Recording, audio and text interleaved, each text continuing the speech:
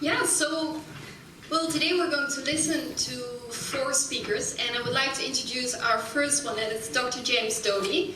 And he is a neurosurgeon from the Stanford University. Who has ever heard from Stanford University? You can just raise your hand.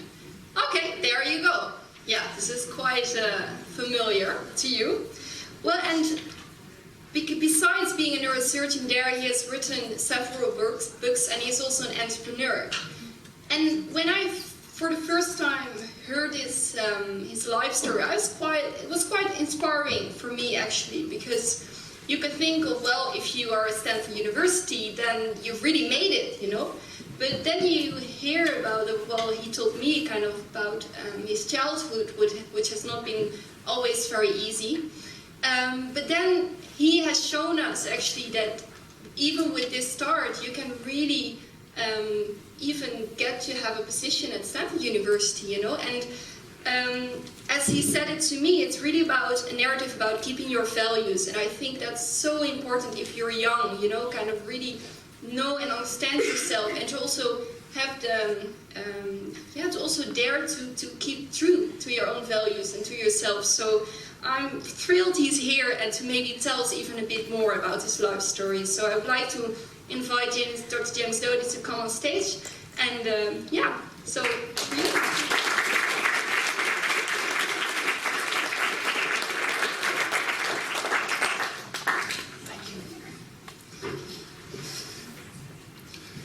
How are you? Come on, you can do better than that. We're in Norway. Come on. Okay. Who is this? Is this the hilarious guy? No. Well, listen, I want to thank you guys for coming today. And it was interesting, this conversation you just had with David about I want to be. And it's also actually one of the first answers was I want to just be. And the problem for many of us is that. How do we just be? Because for many of us, especially as you're growing up, it's hard to just be. Oftentimes there are pressures that you feel from your parents or others around you that make you feel as if you have to do something you may not even want to do. And this can cause stress and anxiety.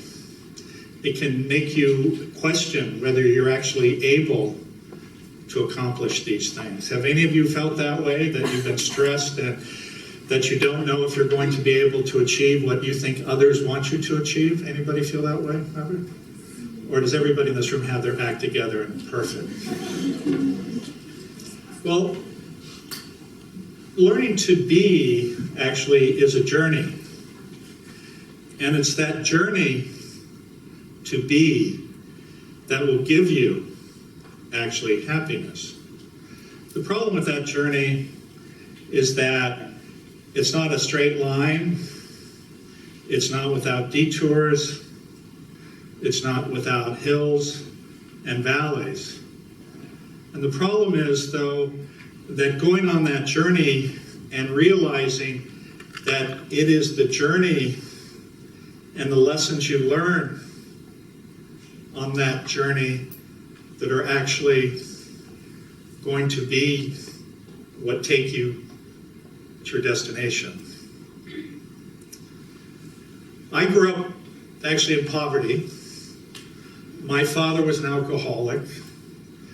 My mother was chronically depressed, attempted suicide multiple times. Neither had gone to college. We were on public assistance. And I had no mentors. I had no one to guide me. And the reality is that when you grow up in that type of environment, you cannot just be, because your reality is that you never know what's going to happen next. You don't know what success is because you have no role models of success. And in fact, what happens is that sometimes you misunderstand what success is. For some of you in this room, success is making a lot of money. Success is showing to the world that you have things because you think that having things, having accomplished things, fill you up and give meaning to your life and make you happy. So I'm going to tell you a little bit about my own journey. From the environment I just described to you, the ability to overcome those disadvantages are profound. And I would tell you it's very unlikely to overcome that type of an environment. But what happened to me was that at the age of 12, when I had despair, a sense of hopelessness, a sense of worthlessness, a sense of shame, I walked into a magic shop. And in fact, the name of the book I've recently written, and that was a New York Times bestseller, and actually is translated into 22 languages, is Into the Magic Shop, a neurosurgeon's quest to discover the mysteries of the brain and the secrets of the heart. What happened is I walked into a magic shop as a disillusioned, angry, unhappy individual. And I met a woman who knew nothing about the store or magic, but she was the owner's mother. And after a conversation with me, she said, I think I could teach you something that could change your life. And the fundamental thing that she taught me was how to be. And not have anxiety about what I'm not have anxiety about what others expect, and to accept myself and my strengths, and also to recognize the power of intention. So I met with this woman every day for 6 weeks. And she changed the trajectory of my life. And it allowed me to go to college. It allowed me to go to medical school. It allowed me to become a professor at Stanford in neurosurgery. It allowed me to become an entrepreneur of a company that went public for 10 billion, is it krone? But guess what happened? Because I grew up as this child who was deprived, I thought that success meant having things. So I had a big penthouse on the top of a building in San Francisco. I was driving a Ferrari. I was buying an island. I had a villa in Florence. I was flying in private jets. I was dating beautiful women. And you know what? I had everything. But I realized I had nothing. I was no more happy. And in fact, I was more unhappy than I had ever been in my life. So what people call success, what people call achievement, actually is an illusion. And what cleared my vision and made me understand that it was in fact an illusion was during the dot-com crisis in the US. I don't know if you're familiar with it. I had invested in companies. I was worth about $100 million. And in 6 weeks, I lost everything. In fact, in 6 weeks, I was $3 million in debt, and I had to sell my penthouse, my Ferrari, and suddenly I had nothing. But the extraordinary thing was that suddenly having nothing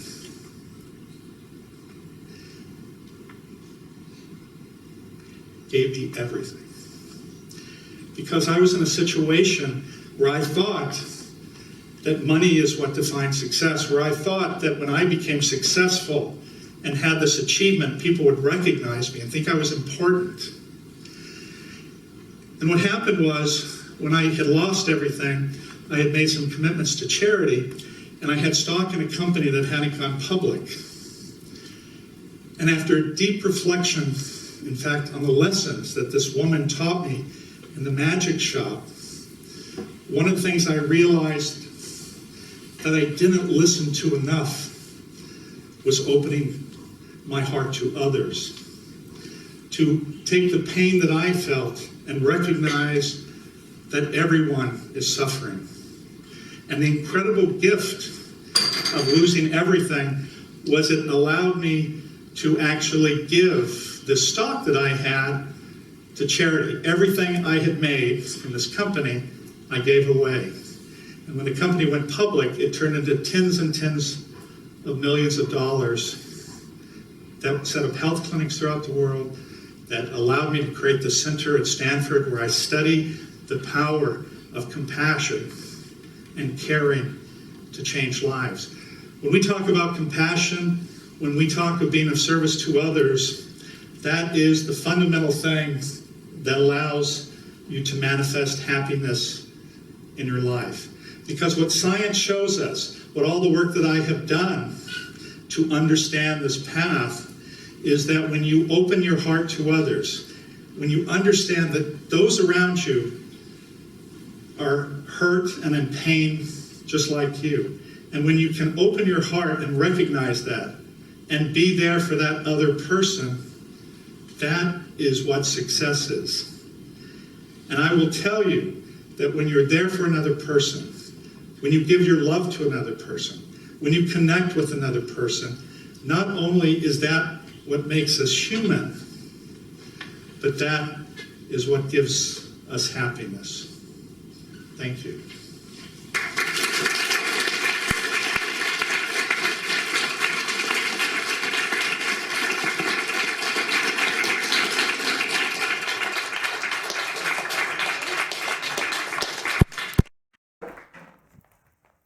So we will have a chance to ask Jim a question or two later on, if you just want to note it down. But I think the main thing there is just more, not words, just be with this story. Because actually, somehow, the presence can communicate quite a lot. And that's actually what we're going to try now. A short interactive exercise on becoming present. So as Jim said at the end there, really happiness or success is being able to connect with others. But first of all, let's actually connect with ourselves. Because when we do that, then we're present. And when we're present, we can engage. Do you get the logic of that, sort of? Okay, so the first thing, are you up for a short exercise? In fact, there's three, okay? So let's make sure we, there's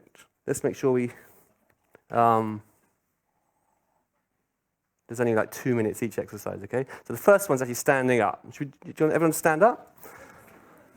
And even on the streaming, you can stand up. The point of this exercise, okay, is to connect with what's called physical sensations in the body, okay? Or just sensations in the body. So the first of these exercises is to recognize. Do you understand that word? Recognize or identify what physical sensations are. Okay? So just let's go with it. If you could just shake, just give a really good shake, okay? Shoulders, hands, shake it down, shake it off. Really get even a couple of legs maybe. And then stop. silently just stand and place attention on physical sensations in the body.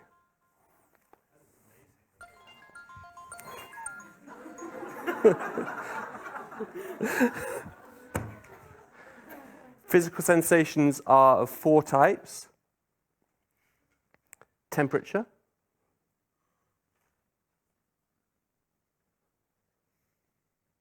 pressure, or solidity, moisture, and movement or buzzy, tingling.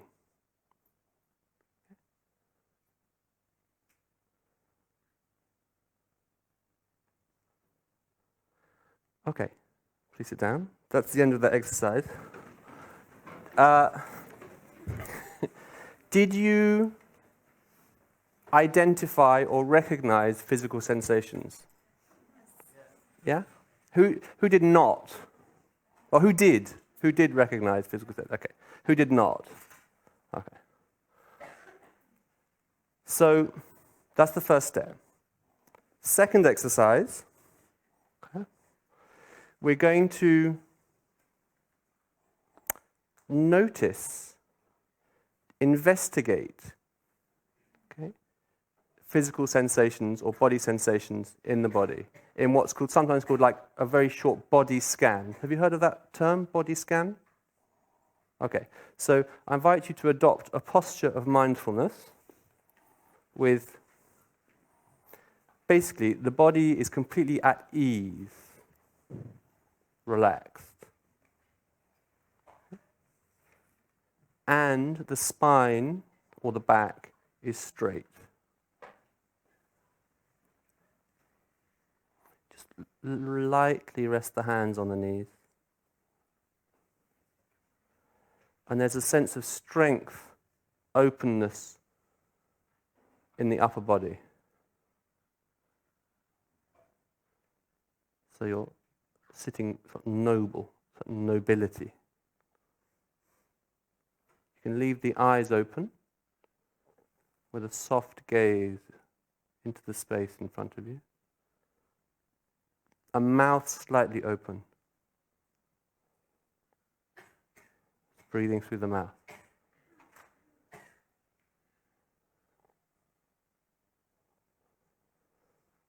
And now, placing attention on physical sensations in the space of the body.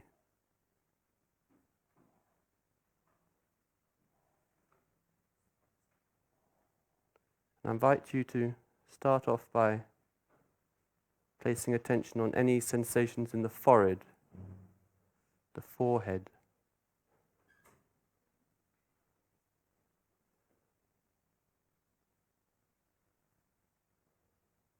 and around the eyes.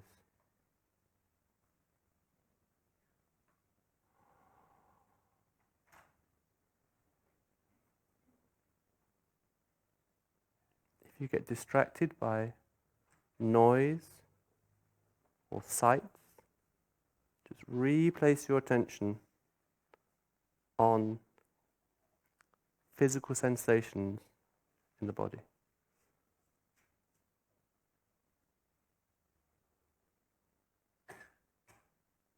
Moving awareness down through the throat, shoulders,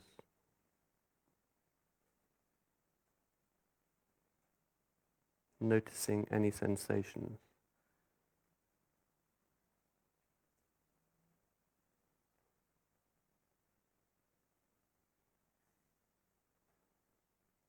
And then down, chest,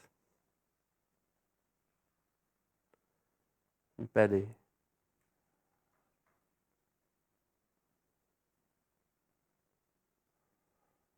Noticing any movements related to breathing.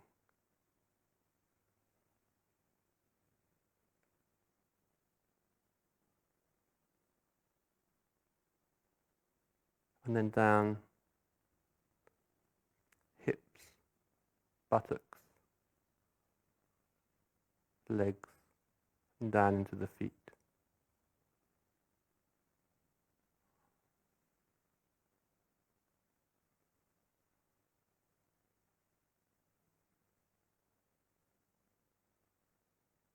And then just dropping all method.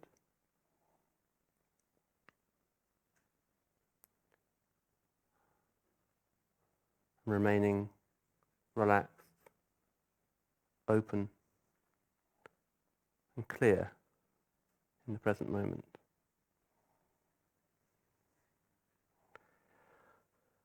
Okay, that's the end of exercise 2. Anyone like to offer an observation, something they observed doing the practice, the exercise? Yes, B. You felt your pulse. So which of the 4 tactile sensations, body sensations, was that, would you say?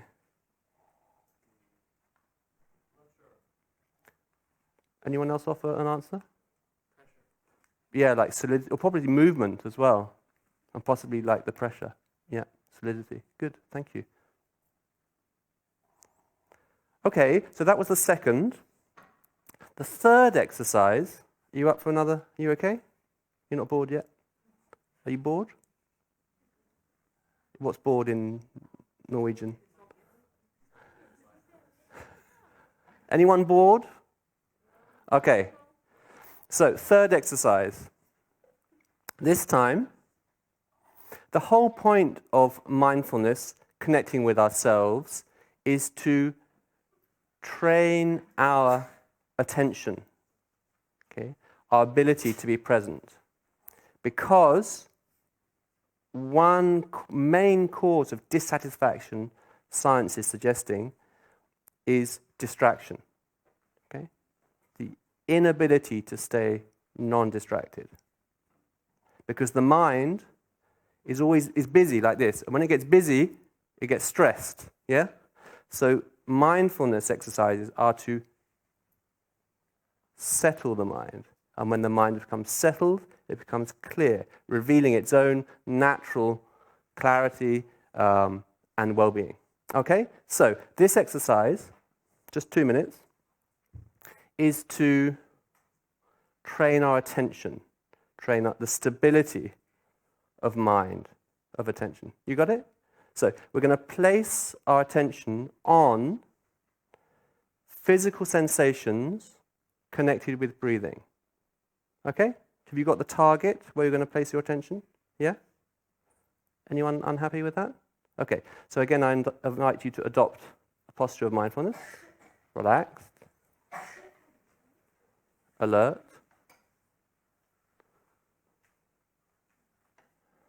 And now placing attention on physical sensations connected with breathing. And you can put your hands here if it helps.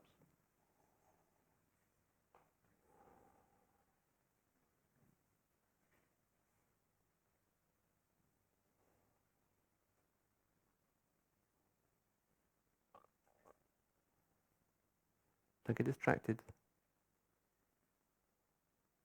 If you get distracted by thinking or by sounds,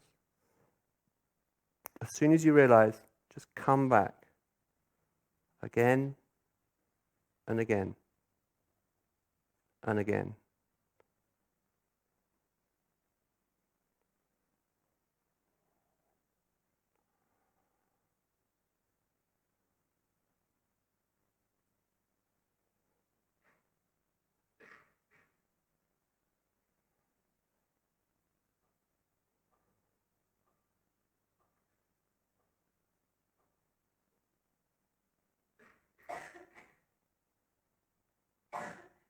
Okay, that's maybe enough on that.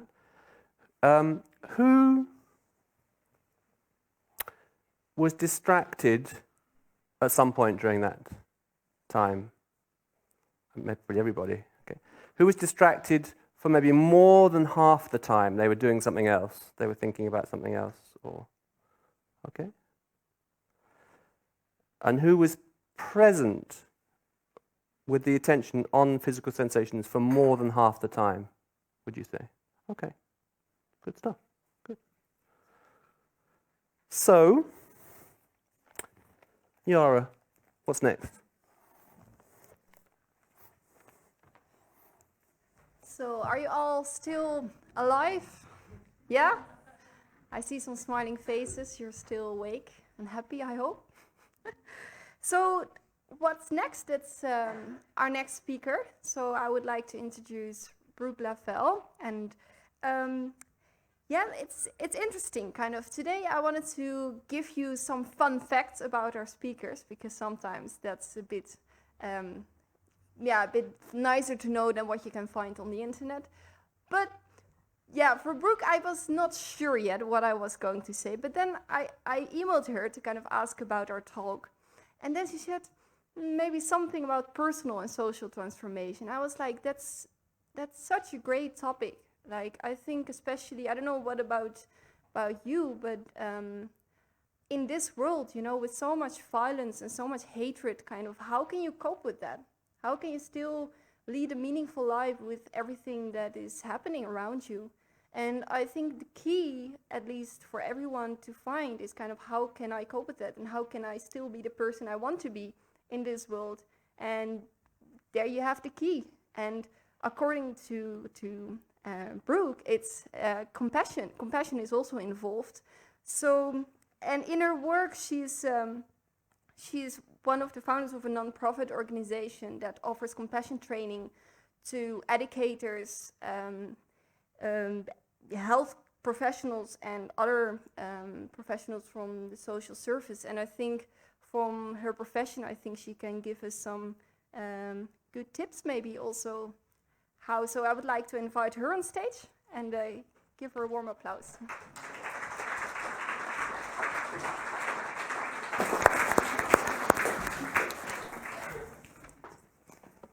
Hi, everyone. Hello, Brooke. Hi, Jim. It's good to be back in Norway. Thanks to the organizers for putting this together. My great-grandmother was actually born here in Oslo, so some of us might be cousins. This is my second time here. I don't know any Norwegian, so you'll have to forgive me. And I speak pretty fast East Coast English, so you can slow me down if you need to. I wanted to talk today about personal and social transformation. And it's actually really inspiring to see so many youth coming to a conference like this after school, when I imagine you have other pressing things and maybe even more exciting things to do. But I think cultivating compassion, love, and empathy are the most important things we can be doing now. We live in a really complex world. And the practice of cultivating compassion and love really involves actually getting more in touch with ourselves, learning to feel more at home with who we are, more at ease in this world. And in that way, the more at home we feel in this world, the more we can help others similarly feel at home. Does that make sense? We learn to feel at home, though, in the ways that other people have cared for us and have loved us, and in a sense have made us feel welcome here, made us feel like it's okay for us to be who we are, as we are. And in that way, compassion is actually a deeply relational practice. It's really a community practice. The more we get in touch with it, the more we sense how our own compassion is so deeply tied to the care and connection of so many others. And our work, therefore, as we develop compassion, is not only about improving ourselves or feeling better, although those are important.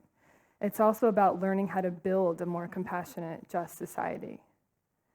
And to do that, it involves that we learn the tools for our own personal development, but also that we learn the tools to think about complex systems, to think about how we live in this really complex world. It also involves that we imagine and actually use this as a practice to continue to think about and envision what actually a compassionate, just world looks like. So I want to invite you just for a moment, if you like, you can even close your eyes and think about what would a compassionate, just community that you're in look like. Maybe you can think about just your school. What would your compassionate, just community look and feel like? What would it feel like to enter that community? How would people relate to one another in that community? How would people treat each other and expect to be treated?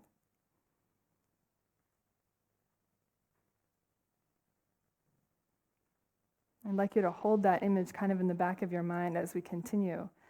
And I also now want to ask you to get in touch with the present reality of your community. And there might be a little bit of a difference between our imagined, compassionate, just community and the conditions we live in. Is there a difference for any of you? For some of us, it might just be a little difference. We might live in a wonderful place. And for some of us, there might be a little bit more dissonance, right? That this imagined community and the reality of where we are seem really far apart. Is that true for anyone? I think part of the challenge for us as a world, actually, in realizing more compassionate, just communities is that when we start to think about it, we start to think, what would a really caring world look like? And then we think about where we are. Or maybe not where we personally are, but where many others in our world are and how they suffer. We think this is so far apart and maybe there's nothing we can do.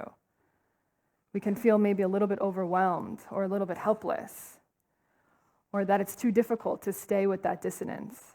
And so we kind of turn away or avoid it, yeah? I wanted to share with you a little personal story. Years ago when I was in university, how many of you are in college or university now? How many of you are in high school? Oh, wow, awesome. So when I was in my second year of college, I was in school in New York City, and I was in college during the September 11th attacks. Some of you heard of these? This might be before some of your time. So needless to say, this had a huge impact, not only on many people in New York City and throughout the world, but many of us going to school at that time. We were young, very idealistic, very liberal thinkers. We were out in the streets protesting, taking buses down to District Columbia, protesting the impending war. And before long, many months went by, and it felt like nothing was getting better, like nothing we were doing was even making a dent in the political climate in the world. Not a change. In fact, it actually felt like things were getting a bit worse. And sadly, I'm being honest with you, a lot of us were kind of disillusioned. Some of us just kind of disappeared back into our own little worlds. And I actually disappeared to the mountains of Asia. I was living in India and Nepal, spent some time in Tibet and Mongolia, and was studying the contemplative practices with communities that I thought had really figured something out. Communities that embodied such deep happiness in spite of their own challenging conditions. And I spent years, in a sense, learning tools of compassion and empathy, and thought that this might be the only way forward, that there was nothing we could do kind of as a community, or felt kind of had no traction as a young adult or a youth. And I came back to the States, and I began working in education, and I began bringing compassion practices into schools. And I thought, if we could just start young enough, if we could just start working with kids 4 or 5 years old and helping them learn to love each other more, to see each other more, to be more kind to each other, that slowly but surely we could actually transform the world.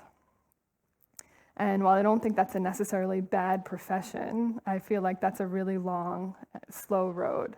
Because what I also became really aware of was the really gross inequities that plagued our education system, not only US, but in countries I'm familiar with abroad. That at a basic level, some of our schools were so underfunded that our students' basic needs were not even being met.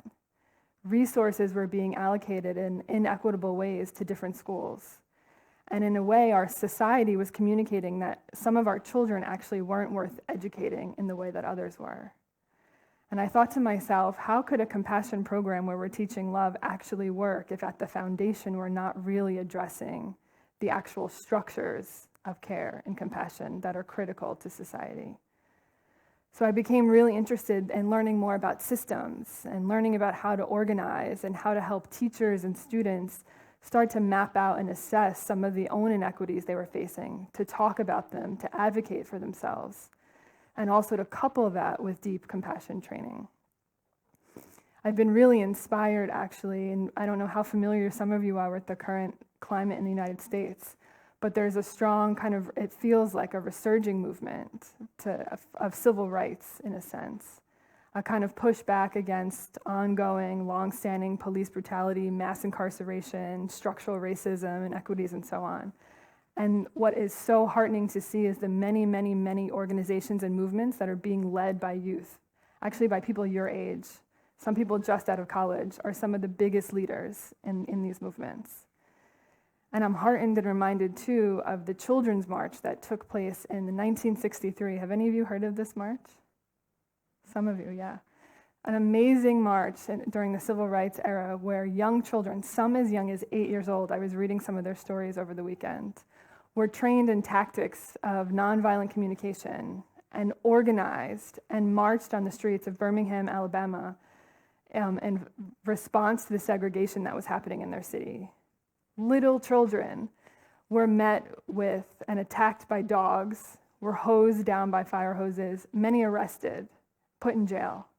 Little 12-year-old children placed in jail. But the movement actually sparked something in the city and actually led to the desegregation of Birmingham. It was a critical movement.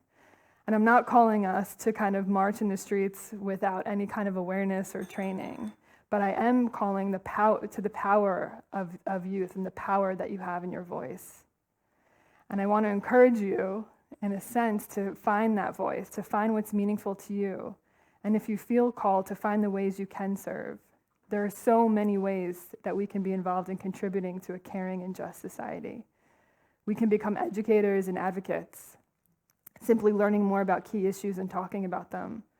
We can become helpers and counselors, helping those in need, attending to their own traumas and difficulties.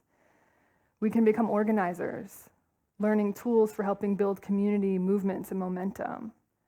We can also be rebellious, actually starting movements or igniting passion around issues that are key to you. You have a voice and you have a lot of power.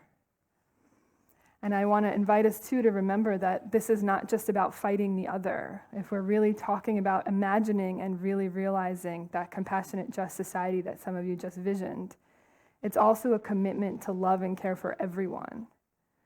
It's actually a commitment to transform and realize a compassionate society on behalf of everyone, to actually bring everyone and hold everyone in that fold, in that image of a just society. And in that way, our personal work, our own work of deepening our capacity for love and care, and our systems or social work are never separate.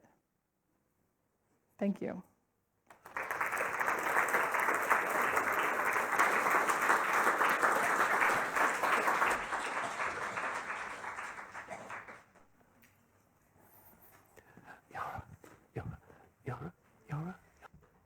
Thank you so much. And There's nothing to add. okay. So that was really inspiring. Thank you. To really even think deep, bigger than only yourself. To also think about your neighbor and think even of people that are far away in countries where you even have never been sometimes. So now we are at the point that we would like to also not only check in with you, maybe start with that kind of, you're still here. I see some, please feel free to also, if you want to take, go to the toilet or something, feel free. But also that we have so many people watching online. And I just want to also tell you guys kind of who are actually watching, because we have people from the Netherlands, Germany, Luxembourg, even from Australia. So can you imagine? So it's not only your class and your friends, but it's really wonderful. And we also even have, just to give you an idea, for example, in the Netherlands, 2 universities have these student organizations who really want to bring the topic of student well-being to their campuses, and they're watching together, and they really organize that themselves. And for example, one high school in Luxembourg is streaming this event with their class. So I think that's it for now. So please, again, feel free to send us all your questions or how you're feeling. So yeah, then we will address it. Are you ready for another short exercise? Yes. Okay. This one, who's actually done mindfulness practice sort of before today? Who's a little bit familiar with mindfulness? Okay, good stuff. Wow, you're adepts.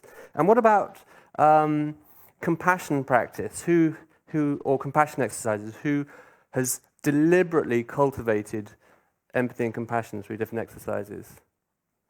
Okay. I'm going to call you Mr. B from now on, isn't it? You're Mr. B, yeah? Being. Yeah. Not Mr. Bean, Mr. B. So this one is a compassion practice. Okay. But whenever we do anything, what's the best way of doing it? Basically, starting with what we can already do, building on our strengths, yeah? Tapping into what we already have, and then growing that. Okay? So this is the principle of the exercise we're going to do now.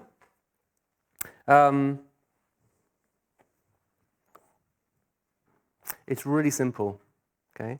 So it's not about understanding the words. It's not a heady thing. Okay? It's about actually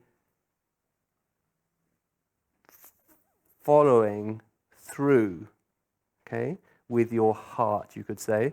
But the key to this is you apply the same principles of mindfulness. In other words, the thing that makes it go wrong is distraction.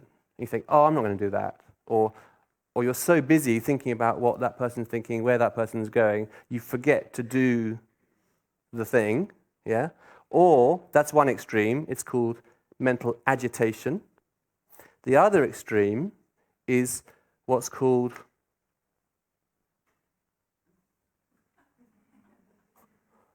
dullness, mental dullness. It's sort of quite nice and cozy, but you're not cultivating your capacity for compassion. Okay? So those are two things to watch out for.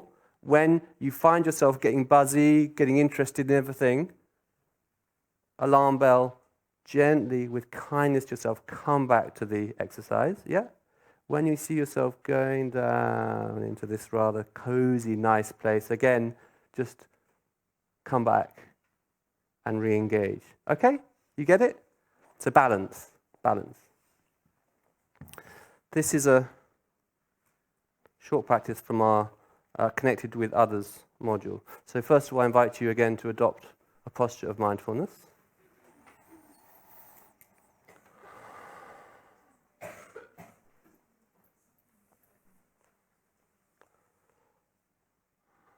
And this exercise is called remembering kindness. And it comes in two parts. So first of all, body still,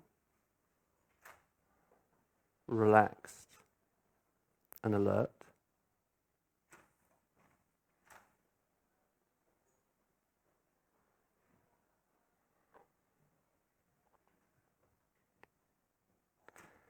And in this first part of the exercise, bring to mind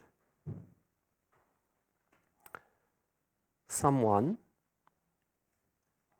that you care for, that naturally comes to mind as someone who you really feel warm towards.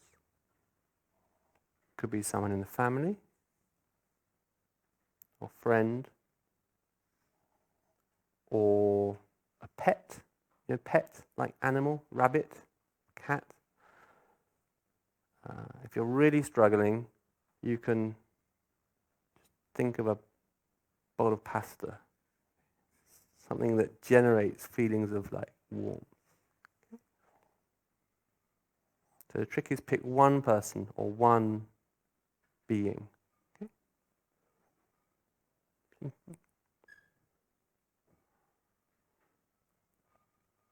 And when you've picked one person, just reawaken. It can be anybody who pops up in your head, yeah? Just whatever pops up in your mind, rather. Reawaken that feeling that you give to them. that emerges from you.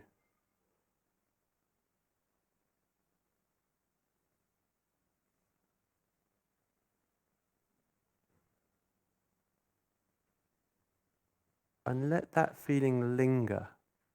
Stay with that feeling and almost cultivate that feeling, that memory of kindness that you've offered.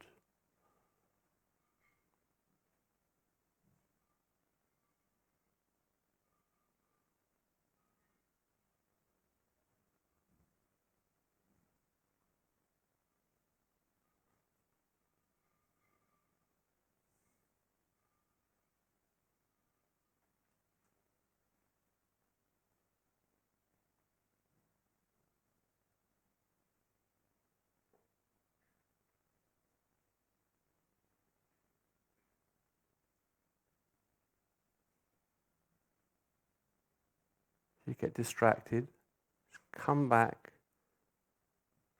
reawaken, stay with that feeling.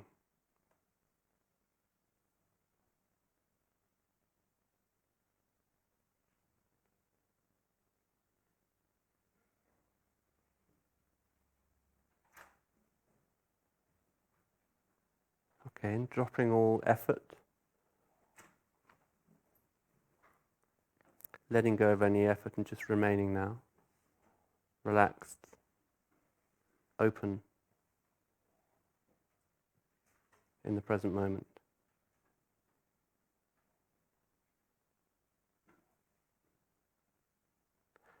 Okay, that's the end of that part.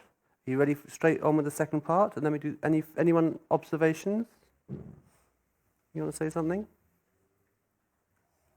Okay, we'll do some observations at the end of both. So this second part, similar, but this time we're going to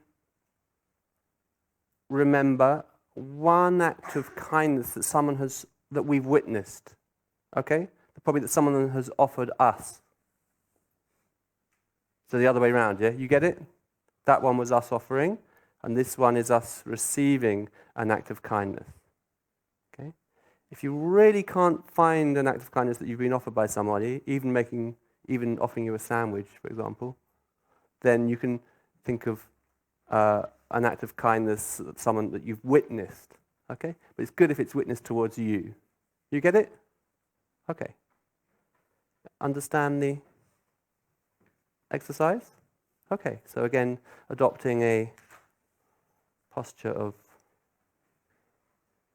relaxed and alert presence.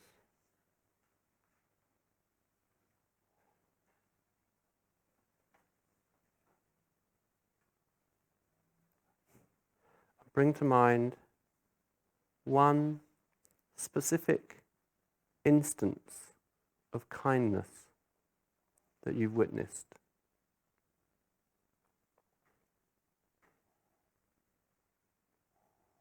And someone was kind to you.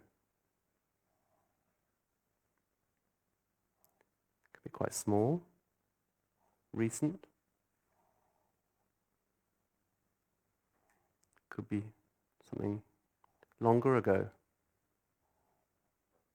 Pick one.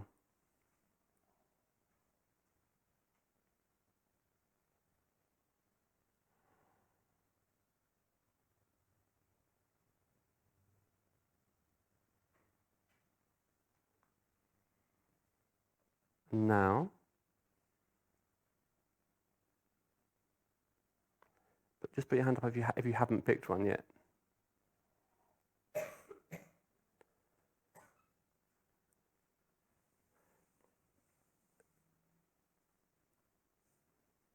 Now,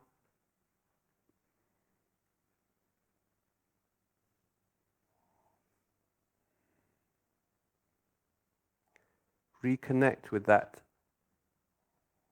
feeling.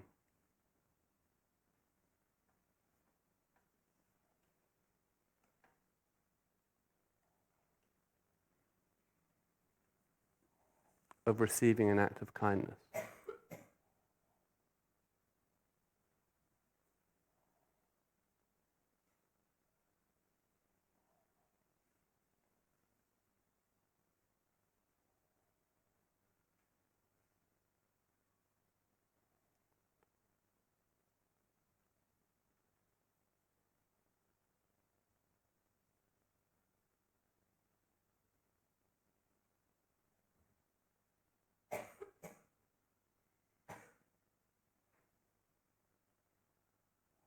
Again, if you get distracted,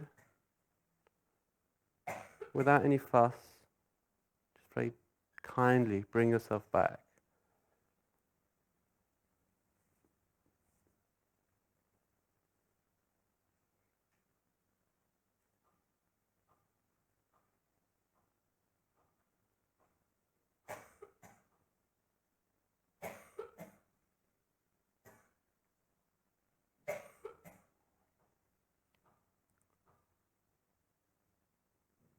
And now releasing all effort.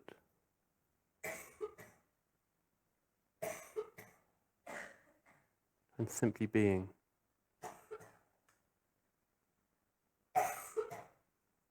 Relaxed. Present.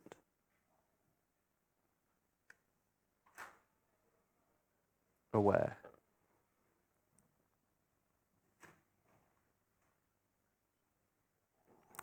Okay, so back together in a big group. Is anyone bold enough just for about 1 minute to offer any observations of those two exercises? Just reporting back what you experienced.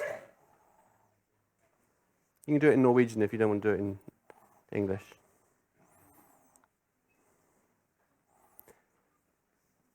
Do we have a volunteer?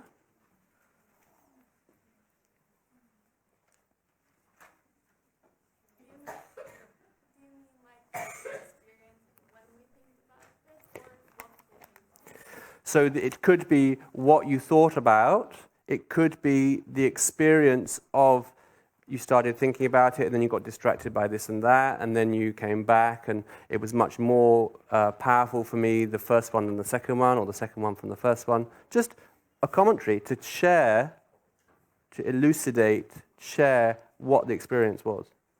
Do you get it? You want to try? Do we have the try with the roaming mic? Do you want to, Yara? Do you want to? Or you just speak into it. That's all you need to do. You don't turn it on or anything.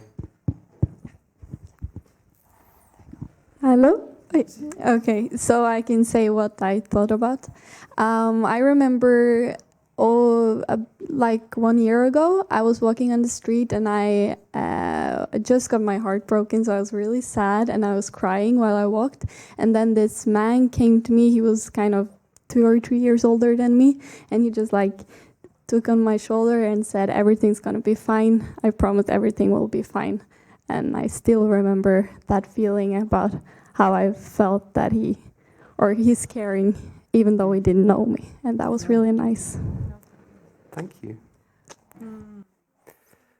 Someone else? Let's just have one or two more. If you're brave enough to share.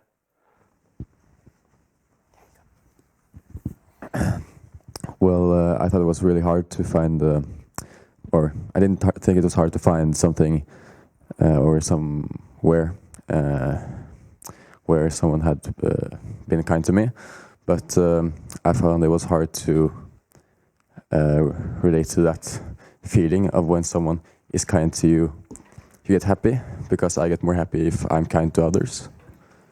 So that was what I thought about. I was thinking about a time where a friend of mine had her heart broken as well, and Had her what, sorry? heart broken. Okay, yeah. And I came to comfort her, which gave me happiness. So you remember more giving the kindness, is it, than receiving? And the feeling of giving. Okay, thank you. One more? Oh, a streaming one? Let's have one more after that from here, so just be getting your courage up. Wait. Someone said, although I thought of only a very small act, just focusing on it, the feeling it gave me became bigger and bigger. The more I was focusing on it, the more the feeling became bigger. And it filled me up with warmth. And this comment is from Emma. Wow, thank you, Emma, for that. Awesome. Did anybody else experience that? You pick something tiny, but when you focus on it, it sort of grows and becomes this powerful... Anyone else experience that? Yeah, great. Okay. That's the magic. That's the key. It doesn't matter what it is, but what you do with it is what counts. The power of intention, the power of the mind. Yes, thank you, Emma. One last one from here? Yeah, go on. Yes, yourself. Okay. A few months ago, when we had a summer vacation, I was in a foreign country, my own country, Pakistan, that is, Kashmir anyway, and there was a homeless person there who had little to no food. And a little girl was sitting, just came. She was also homeless. Well, she looked homeless anyway, and she was also crying, and she was starving, and it was surprising that there were no parents around. So what I saw was that I saw a couple of rich people, or not people who had money and food, just walked right past her, while the homeless person actually gave her his food. And I thought that was an extremely kindness thing to do, as he, who had almost nothing, gave what he had. So what I did then was that I ran to the nearest shop with my parents, and I bought them tons of food. So that gave me extreme amount of feeling of kindness. Thank you so much for that. What's your name? Moise. Thank you so much, Moise. So that actually illustrates 2 points, and we won't have time to go into that, but there's 2 great TED Talks that you can look at. One is by Daniel Goleman, where he always talks about the example of the Good Samaritan parable being taught to various students, and then them going past someone who is injured. So what makes a person stop and help? That he answers that question in the TED Talk. And the other talk is called the bystander effect. Okay, so if someone else walks past, you probably do the same thing. But if you stop, if you're the one that changes culture and stops, then other people will do that, which also shows the power of actually being there and acting and being the change. You get others to follow you. Thank you so much, Moise. So I think, Yara, over to you. So thanks for all your answers. I think it's really inspiring to hear from you guys, from real life examples, because everyone experiences something like that. You all have friends with broken hearts, of people that are in a fight with friends. So it's good to hear from you. So our next speaker is Professor Paul Gilbert from the University of Derby in the UK.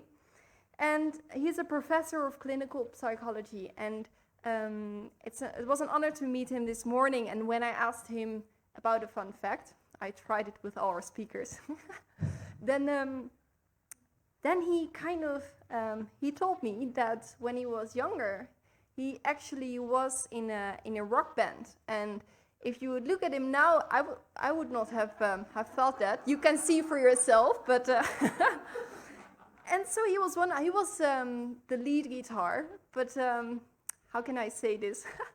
But he said, well, maybe it was the band didn't really thought that his singing was very good, so they didn't always plug him in. So that's a good one, I must say. But I'm very happy that he's here and that he can share something about the work he's doing now on compassion, and it's a real honor to have him here. So I would like to invite you on stage.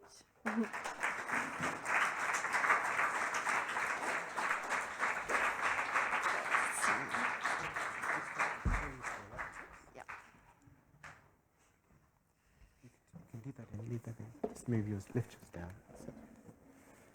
Okay, great. That's perfect.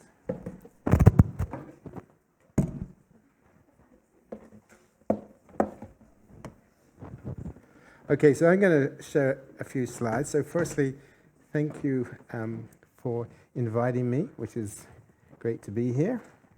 Let's get this to go.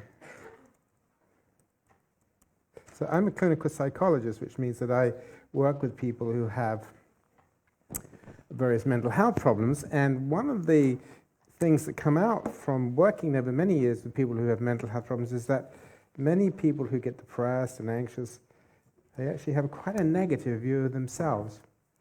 And so self-criticism and shame is really quite an important thing for us to get our minds around, because if you treat yourself harshly, is that me moving about?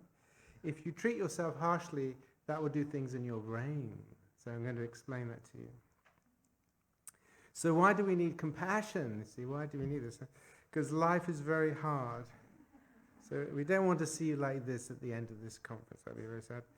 So there's been a lot of discussion about compassion. What do we mean by it? So compassion really is about being sensitive to suffering. As we heard these wonderful stories, turning towards, being prepared to engage, not walking away from it.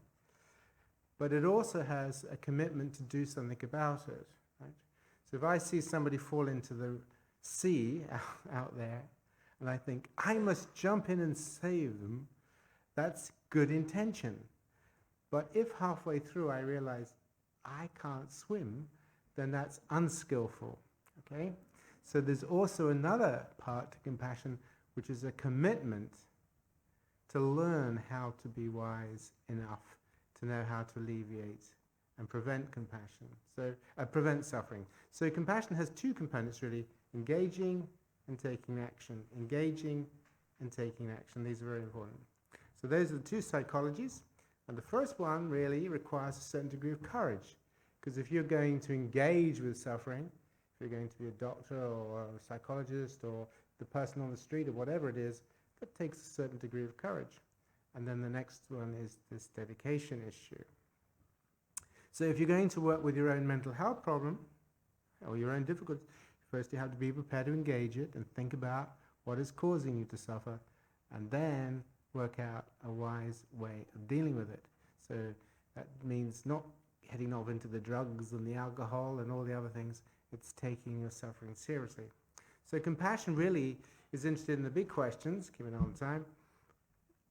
What is the causes of suffering and how can we address it? Now, the causes of suffering really lie back in the distant, distant past. You have a brain which has been evolving over hundreds and hundreds of millions of years. You didn't design your brain. Nature designed it. You didn't design your brain to have desires or to avoid harm, sex, caring, status. You didn't design your brain. It's been designed for you. You didn't even choose the version that you are. If I had been kidnapped as a 3-day-old baby and brought up in a violent drug gang, this version of Paul Gilbert would not exist. A totally different version. Would I have chosen that? No. So what we are is chosen for us. What we have to do is to live in what has been created for us by nature. Now it turns out that humans are different to animals because we also have the capacity to think and to monitor ourselves. Do I look good in this? Right? Now this self-monitoring, this capacity for thinking about ourselves, making judgments about ourselves, and thinking about you making judgments of me, that's all new. No animal does that. You'll never see a chimpanzee taking their pulse and thinking, oh my God, that's so fast. I'm going to have a heart attack. It doesn't happen, right? But humans do, and this capacity to think and ruminate means that we can really make life very difficult for us. So imagine a zebra running away from a lion. What happens when the zebra gets away is they can't see it, hear it, or smell it. So once the stimulus isn't in the environment, they will settle down. But this doesn't happen for humans. Humans will be relieved, of course they will, but they'll also start thinking because you have a new brain that can think. And you'll start ruminating, and you'll think, can you imagine if I'd been caught by a lion? Can you imagine being eaten alive? Oh my God! You wake up in the middle of the night, supposing there are 2 lions tomorrow. Oh my God! Supposing they're by the water hole, and then I won't be able to get any water, and then I won't be able to drink, and then I'm going to die of dehydration. Oh my God! Round and round we go, don't we? The fear sits in the mind. This is what happens. You have a brain. You can worry, you can ruminate, you can go over and over and over in your mind.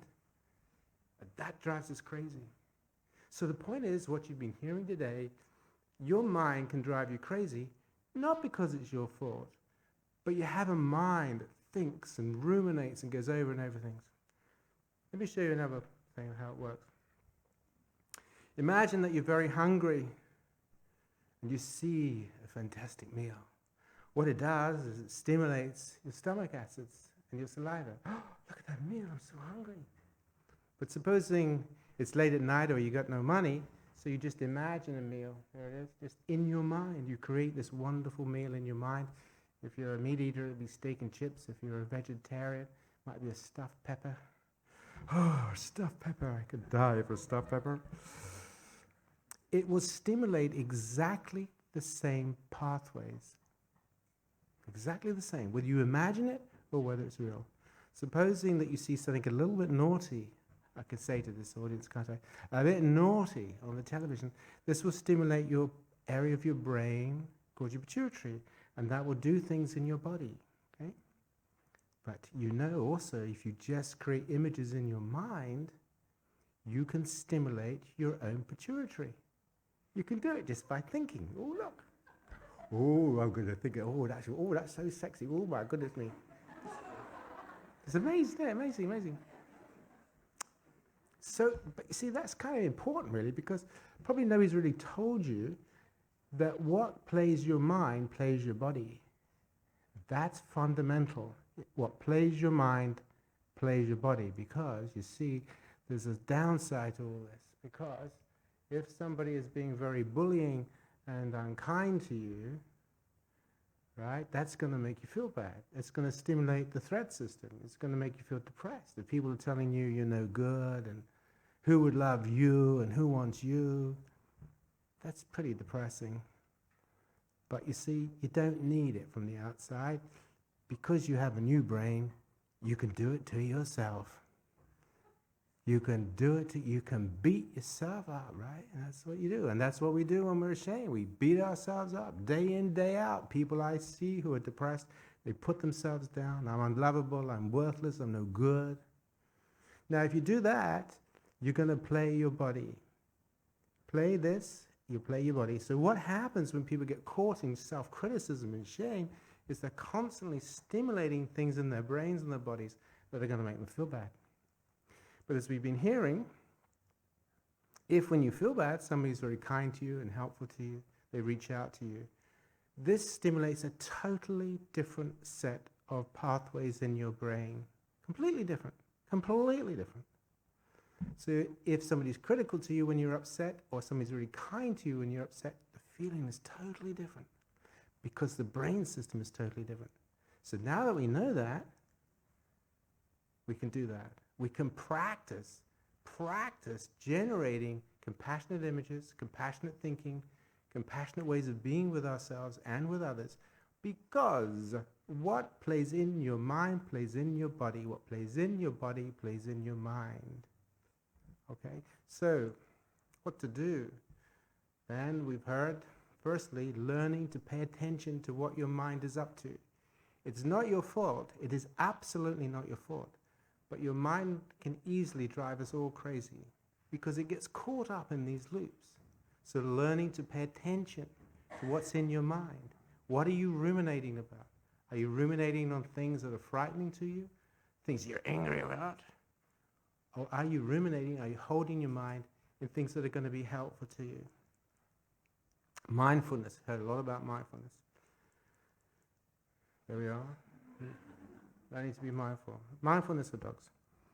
And learning to recognize that all of us have the same kinds of minds, right? This is why so many of us are vulnerable to depression and anxiety and violence, because we all have a mind that's been built by nature. It's not your fault. It has all this stuff. It isn't really at all. So the last thing then to say to you is learning to pay attention to what happens in your mind, because what happens in your mind happens in your body. And if you stimulate things that are going to frighten you or threaten you or going to make you feel depressed, if you keep stimulating those things will actually make you feel really bad.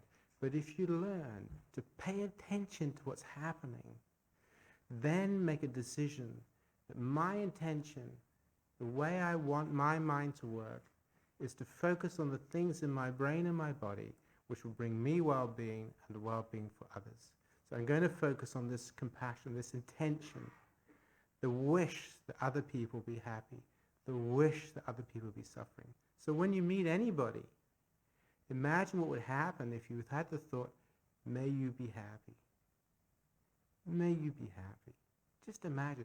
Think what's happening in your brain. What little pathways in your brain get stimulated every time you see somebody, may you be happy. Voice tone, face tone. Look at yourself in the mirror. May I be happy. May I be happy. Smile. Learn compassion, change your brain. Thank you.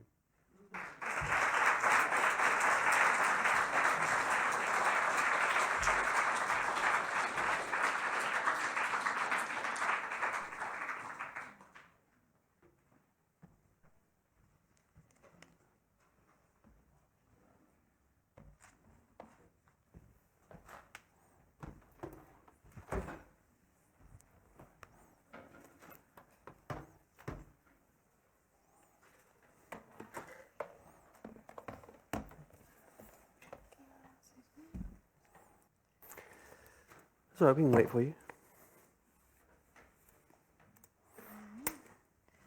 Great stuff, Paul. Thank you so much. Yeah, thank you.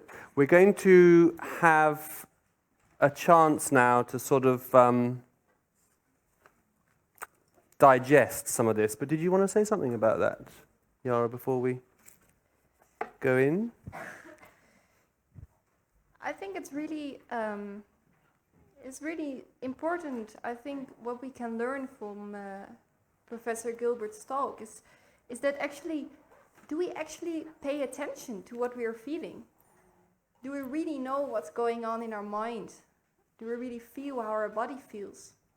And so today we hear a lot of inspiring talks, but then actually, what can we do with it? You know, and I think that is now the time for us, and David will lead us through it, is to kind of actually take some time to let it sink in our body and in our heart.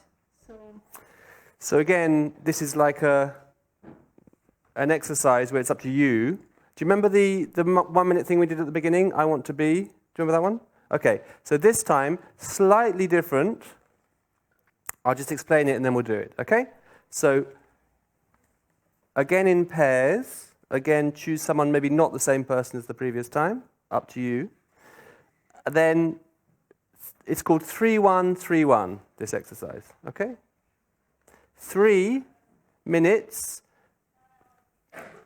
one person explains or expresses to the other person.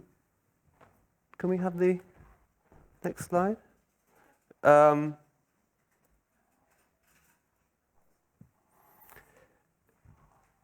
What have I heard today? What's really sort of touched me? What have I understood? What am I inspired by? What am I challenged by? So we just express, just see what happens when you start speaking from what we've heard today. Okay? Paul, Brooke, and Jim. So that's the first point. And then the person who's listening, you simply listen, present. Okay? After 3 minutes, you have remember 3-1-3-1? You have 1 minute to just say back what you've understood from what they said to them in a pair. Yeah? Was that complicated?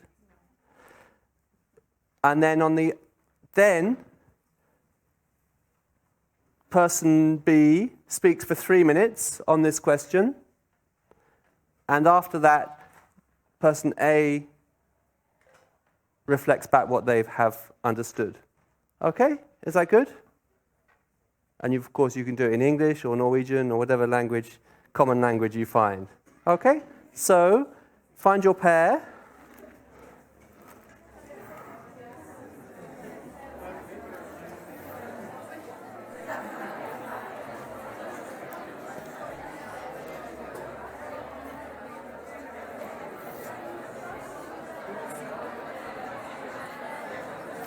And person 1 can start talking now. Go.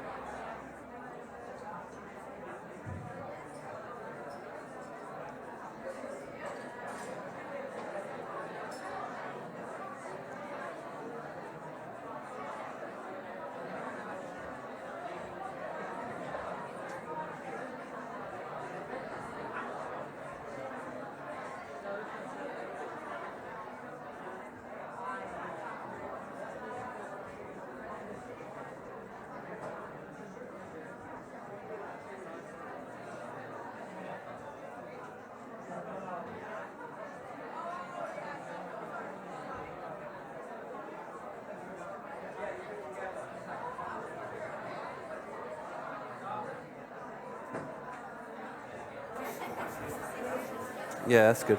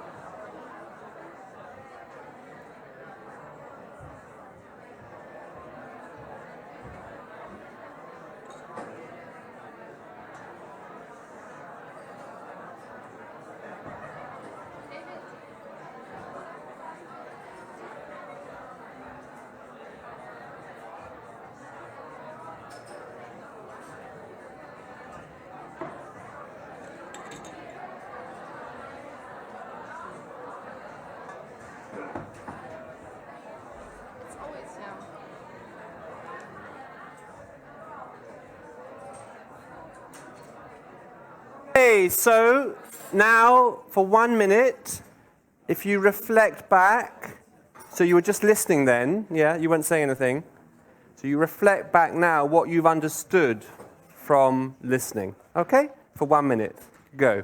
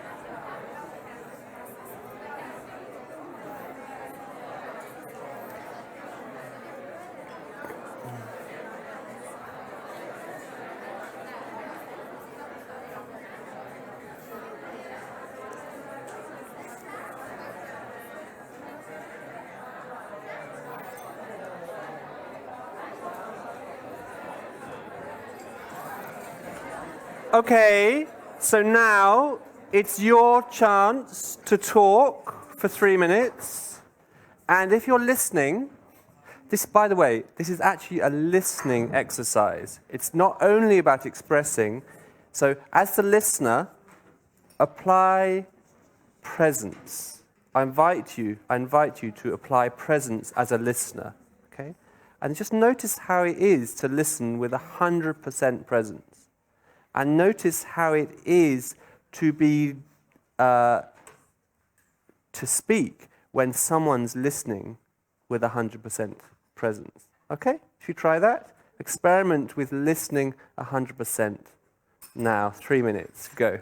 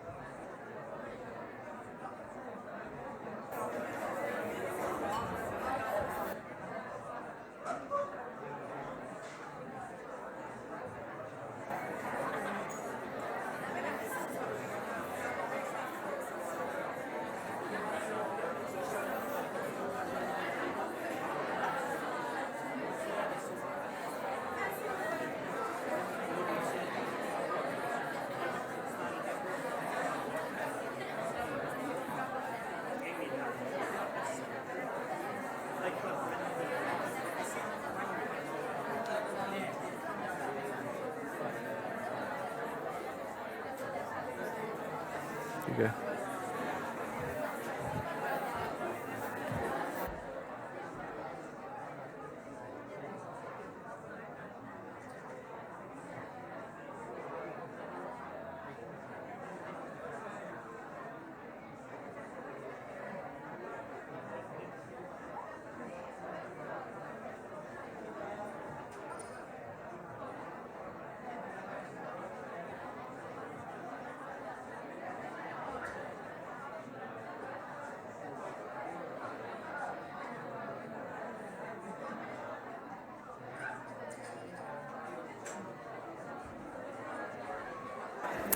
Okay, and now your partner has 1 minute to say what they understood from what you said. Okay? So you now have 1 minute just to share what you understood. Go.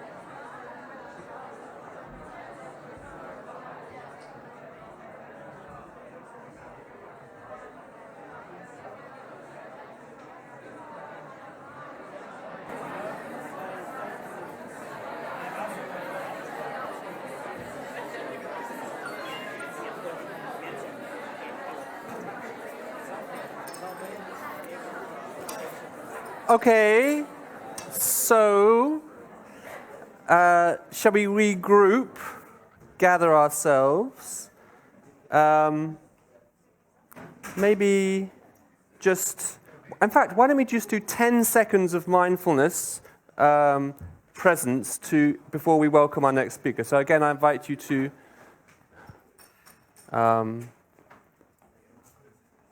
become present.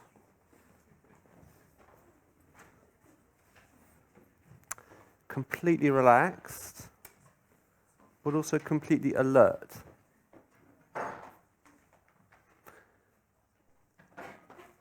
Yara, would you like to introduce our next guest? Yes, definitely. So our next speaker is Scilla Elworthy, and she's a human rights activist. And she has been nominated 3 times for the Nobel Peace Prize. And I think we're in the right place here in Oslo. And she also supports local peace builders in conflict areas. And I'm very happy she's here. And I met her just now, and I think you could say something about her work, but also maybe one interesting fact is that she has been asked to give a talk at a so-called rave. Do you know what it is? Yeah, of course. That's why I'm telling you this. So it's it's for those who don't know, maybe also on the streaming. But that's a party.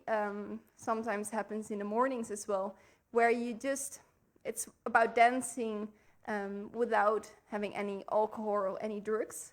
So it's really a different way of also partying as maybe you are used to. But apparently, to Scilla, it was a really a good party. But I'm very happy she's here now to share with us some. Probably it must be very inspiring. So I would like to welcome you here on stage.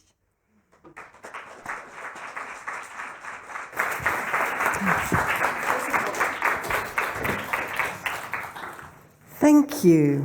And by the way, that rave yesterday morning at 6:30 was so full of compassion. We were met at the door by people with their arms wide open saying, "Hello, how are you?" And all the way through the next 2 hours, we just felt warmed with no MDMA, no ecstasy, nothing. Just love and compassion. So I want to try to do my best to apply the wonderful information and graphics that we've had today. So I'm going to go back quickly to when I was 11 with my 4 big, strong brothers. They taught me how to fire a shotgun. And I did something that was completely taboo. Alone, I took this gun out into the woods, and I saw a bird's nest high in the tree, and I did something that was terrible. I pointed the gun straight upwards, and I pulled the trigger. And down on my head came pieces of stick, pieces of baby chick, pieces of yolk of egg, and then the sky blue feathers of the mother bird. And I was so shocked by what I'd done that I took the gun home and said I never want to touch it again. And that started me off on a life to try to combat violence, and particularly the violence of war. In 1982, I was absolutely convinced that there was going to be a nuclear war. And actually, at one point in 1983, we were 20 minutes away from an accidental nuclear war. I can talk about that later if you want. But I decided that I wanted to find out. I was at a huge demonstration in New York against nuclear weapons, and it had no effect on the United Nations. They did not achieve any steps towards nuclear disarmament during 2 weeks of discussion. So I was distraught, and I went back to my place in Oxford where I lived, and I decided to set up a research group to find out who does make decisions on nuclear weapons and how. And to cut a long story short, it took us 4 years to produce our first book about who precisely, all the people in their positions, working in their organizations in the 5 then nuclear weapons nations, Britain, France, China, the United States, and the then Soviet Union. And we began, I did my doctorate by interviewing some of these people and interviewed them at such length and then drew cognitive maps of how they thought and took those cognitive maps back to talk with them about how they thought as they did. And 12 out of 13 of them were motivated by the fundamental idea of threat. So they were brought up feeling threatened. Anyway, by this method of talking and actually more importantly listening to these individuals, I managed to persuade them to come to a secluded retreat center outside Oxford in England to meet their opposite numbers from other countries whom they had never met. So we had the head of the Warhead Development Lab at Lawrence Livermore in the United States meeting with his opposite number in China or Russia. And it took a lot of doing to persuade them to come, but also to build a safe enough container for them to actually take off their mask, take off their feeling of who they were, and actually talk to the other people as human beings. And I discovered a secret how to do that, because I had just learned to meditate, incidentally with the Quakers. And I was very, very strongly affected by the power of people sitting in silence, as Quakers do for a whole hour.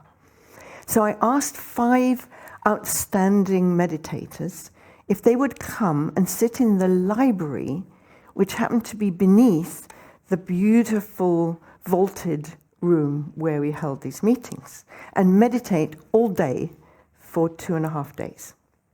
All day. And at the end of the second day, a guy from the US State Department came to me and he said, "Scilla, this is a very special room." And I said, "Yes, it was built in 1360. It is very special." And he said, no, it's very special. And I said, "Well, yeah, people have been doing yoga in here and so forth, discussing." And no, he said, "There's something coming up through the floorboards." And he had felt the effect of what was being done beneath. So I said to him, "Yes, you're quite right. Do you want to know what it is?" And I told him, and he went white. And I said, "Well, if you don't believe me, ask those older people who serve you your lunch. It's them." So after lunch, he came back with a little smile on his face, and he looked at me and he just nodded. So he had physically felt the energetic effect of 5 people meditating.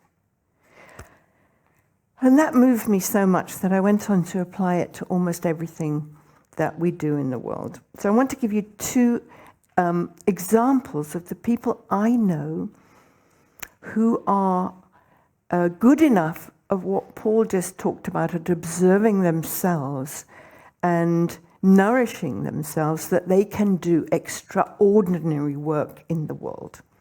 Because I then started another organization called Peace Direct to support locally led peace initiatives in some of the most violent parts of the world. And these are people, because local people know best what needs to be done.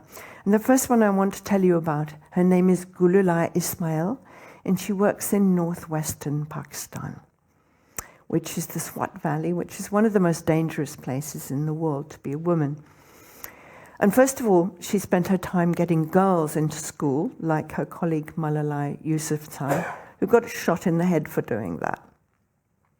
Undeterred, Gululai went on, and she now trains young men and young women about your age to go into the madrasas, identify the young men particularly who are being trained as suicide bombers, go back with them to their families, and talk with their families about why the Quran would not want them to blow other people up. And they have so far dissuaded 220 suicide bombers not to do that. So she's one of my heroines. Another is Henri in the Congo. That's right in the very center of Africa. Henri was a child soldier, and he escaped. And now, some years later, he takes any small amounts of money that Peace Direct is able to send him, and he gets on his motorbike and he rides into the bush and he buys a herd of goats.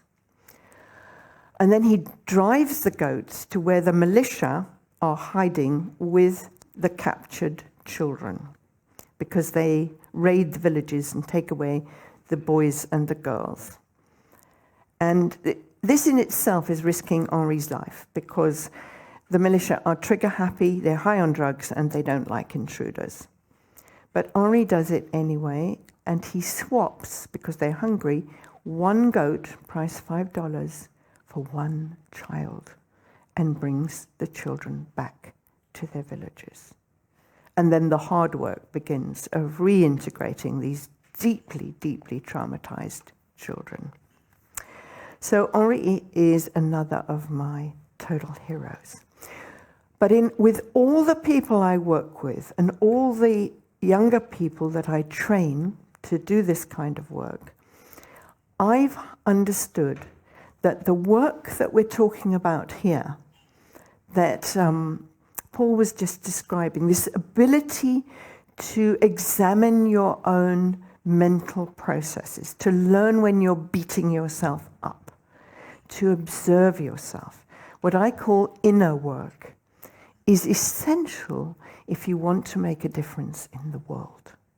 I would go so far as to saying that if you haven't done that inner work, that meditation, that ability to understand yourself, my observation is that people who haven't done that cause chaos, even trying to do good, because what they do is they project their own unresolved inner emotions like fear and anger, which is what propels us to want to save the world.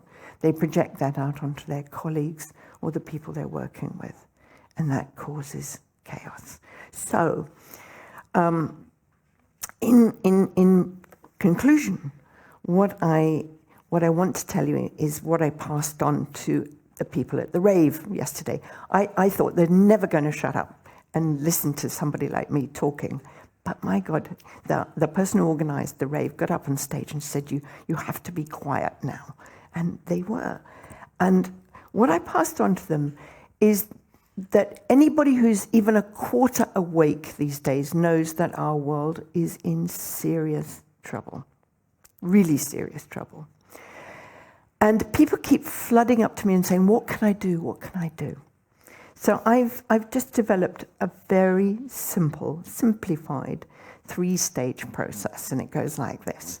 Step 1, what breaks your heart? Is it what's happening to the children in Aleppo as we sit here? Is it cruelty to animals? Is it climate change? Whatever it is that breaks your heart is what's going to give you the energy to change it. Secondly, what cracks your heart wide open with joy, with admiration, with respect? And that for me is people like Henri, I told you about in the Congo, and Gululai in Pakistan. When I read and talk to them about what they do, I am filled with respect and joy. That's the second one. And the third one is, what are your skills? What are you good at? If you're really good at social media, there's loads you can do to assist people who are wanting and changing the world.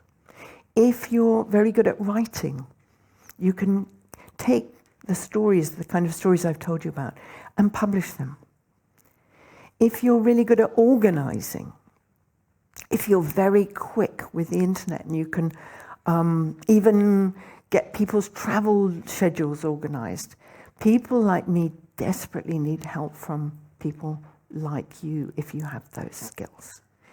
So I just conclude by saying I think this is an amazing time to be alive with probably the biggest challenges that humanity has ever faced.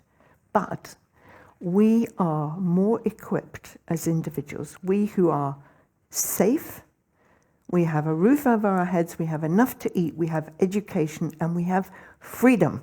Nobody's going to shoot you if you disagree with your government. Certainly not in this country. So, if not us, who? And if not now, when? Thank you.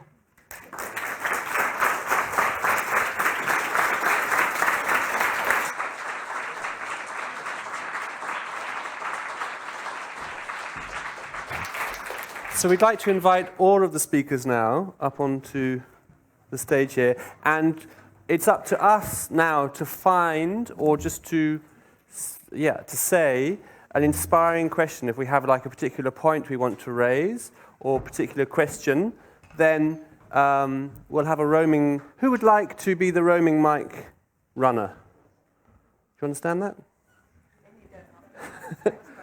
Can you? Okay, it's here. It's that one.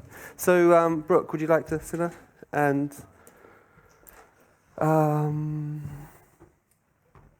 where's Paul?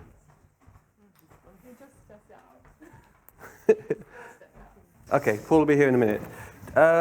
He's practicing his guitar. Do we have a first question? So it could be general, or it can be directed particularly to one speaker. Yes, Caroline, we have one at the front here. I have a question about how, in a compassionate society, you would imagine dealing with criminals and people who are maybe not as compassionate as, the majority is. Who wants to? Jim, you want to step up? Sure. Do I have to step up? Or No. Well, first of all, there's a misperception that people who are in prison are bad people or don't have compassion. The reason most people are in prison is, why do you think? It's because they haven't had compassion, nurturing, and love. And the sad thing about that is, especially when you look at the judicial system in the United States, it is not a system of redemption, of allowing you to flourish.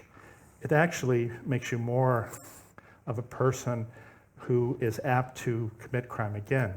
Because when repeatedly your dignity is taken from you, where repeatedly you are put in an environment of violence, where repeatedly you use a system of incarceration that puts you in solitary confinement for 23 hours out of the day, this actually is inhuman.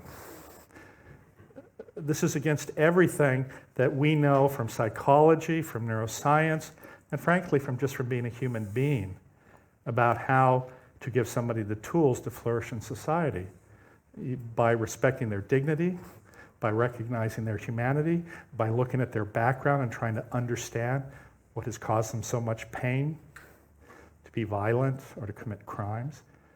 Because every one of these people has a story behind them, and it's that story that has motivated them to do these things.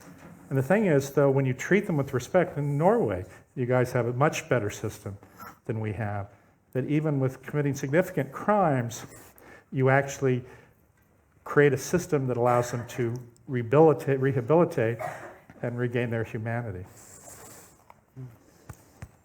Does that satisfy you? Absolutely. Oh yeah, Paul, go on. Okay, so this is a great question. A couple of things. Firstly is we must not be naive about humanity. Humanity is capable of doing terrible things. 2,000 years ago, you would have all been going to the Roman games and watching people slaughter each other. It would have been not regarded as a crime, right? Mm-hmm. So what has happened that we don't do that anymore? I mean, the Roman Empire went on for 700 years. Crucifixions, tortures, I mean, you name it, we can do it. So before we think about the criminal and us, remember, there we are too. We have a dark side, right? The next thing is understanding the rule of law. The rule of law is one of the most important inventions of humanity because the rule of law is partly what contains the dark side.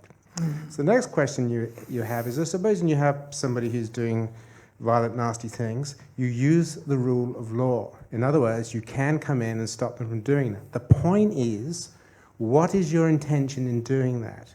Your intention of doing that is to stop them causing harm. Your intention is not to be vindictive against them.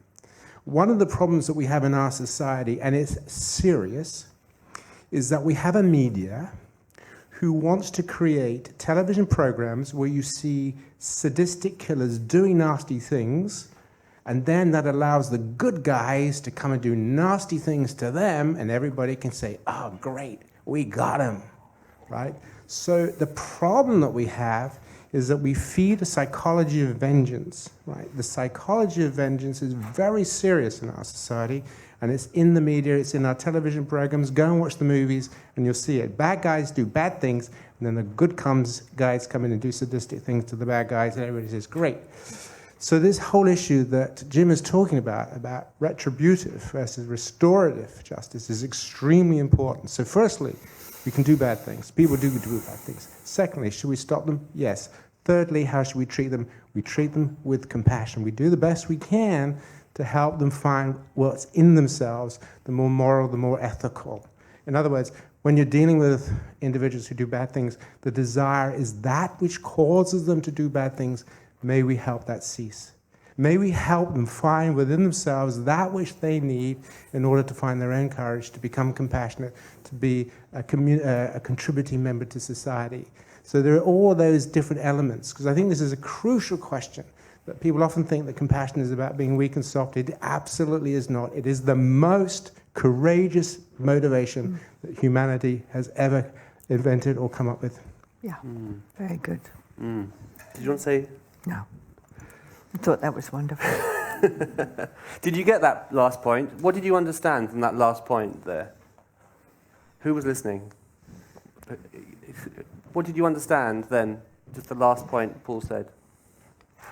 This young man wants to talk. He's already talked. Oh, but nobody else? Anyone else?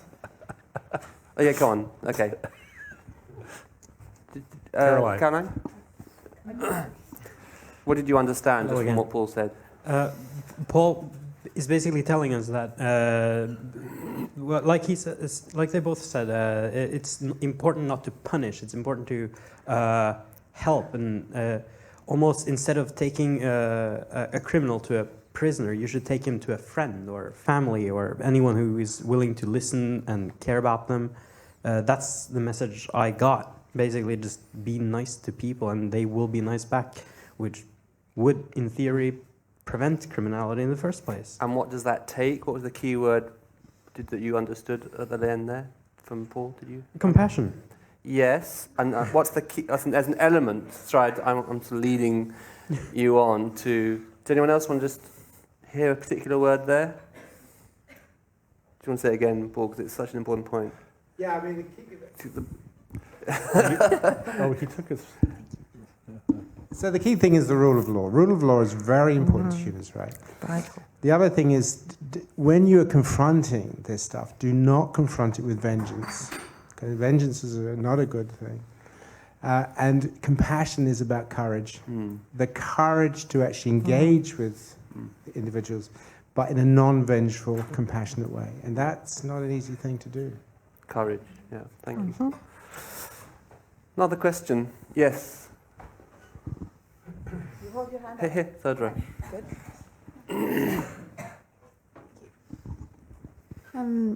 My question is for Scilla, and first I just want to say that I am in awe of you. And secondly, I just thought, in your speech you mentioned how the steps that we could do or take to find out what we can do. Yeah. but I find that what me and my peers and some of my students even are sort of struggling with are that there's multiple things that actually break their hearts.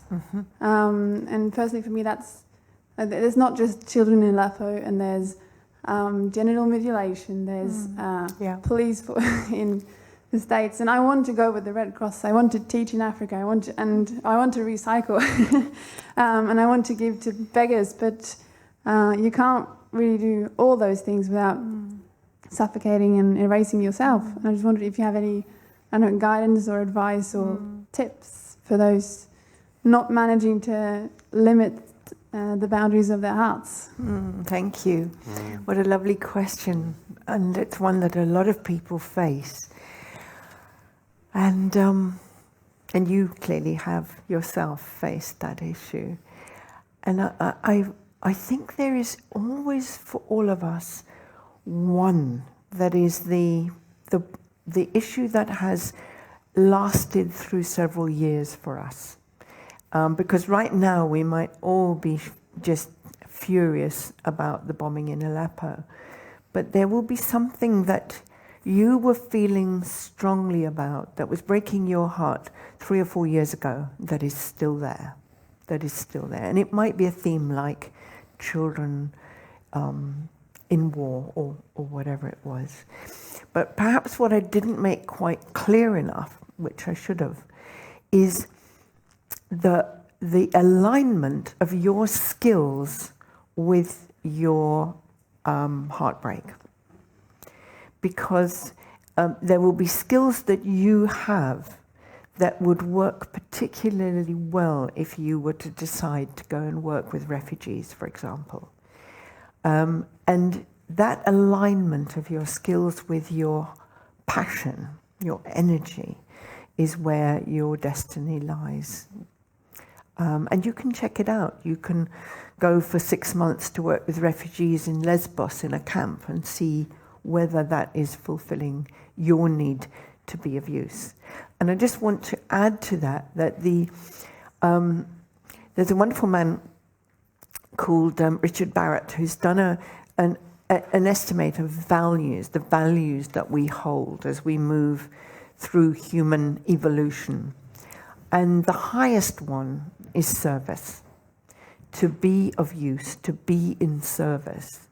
And this is what we're really talking about here with you, is how do you best use the advantages you've had, that we've all had, and live a life of being useful, to be of service. I think it's the highest thing we can do. And it does require compassion, it does require self-knowledge, it requires all the things that Brooke talked about. How we can basically stop thinking about me, and think about we. How can we help us to evolve? Hope that helps.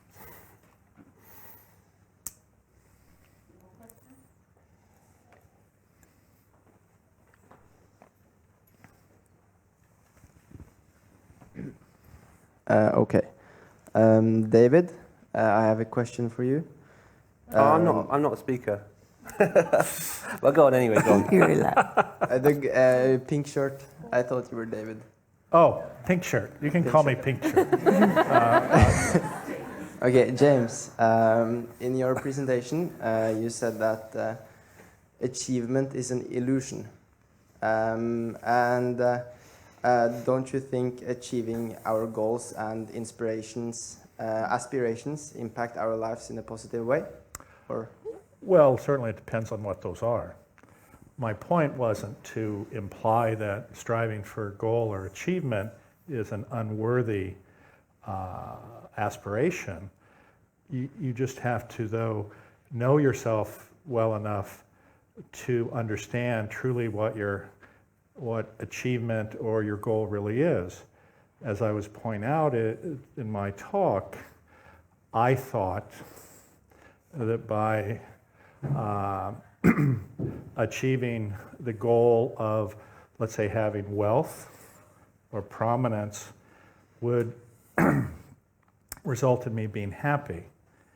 And this is where people get confused, because oftentimes if we look at, it was talked about television or the media, the impression is that everyone will be happy if they live in a big house or have a big car or have achieved some sort of success. And knowing many people who strove for those types of that type of success, many of them are miserably unhappy because, you see, they don't understand what gives meaning in life. Having things doesn't give you meaning.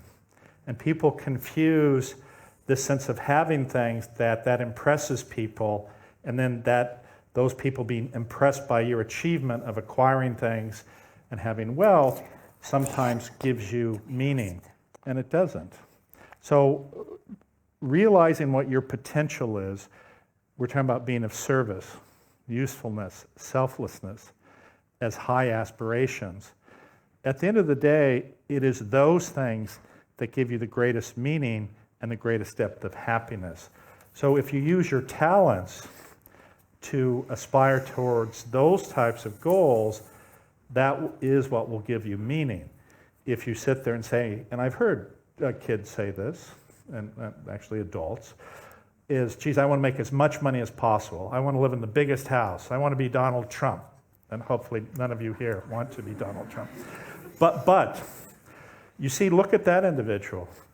He's a paragon of unhappiness and emptiness, of narcissism, of self-absorption, of insecurity. And he's completely lost. Then you look at other people, this woman, others here, who have dedicated to their lives to service to others. And when you are around those types of people, there's a sense of joy, a sense of purpose, a sense of happiness, and a sense of just deep love. And they connect with others, and they want to engage. And when you're able to do that with authenticity, I would submit to you that is the highest achievement you can obtain.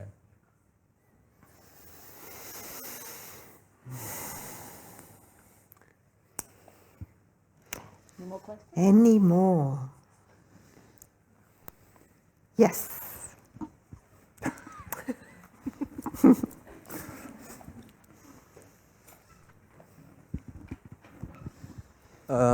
Well, this isn't actually a question. It's more just a reference to what just been said. It's not the destination that makes us happy, it's the journey. And what many people do, they identify themselves with their possessions or their thoughts.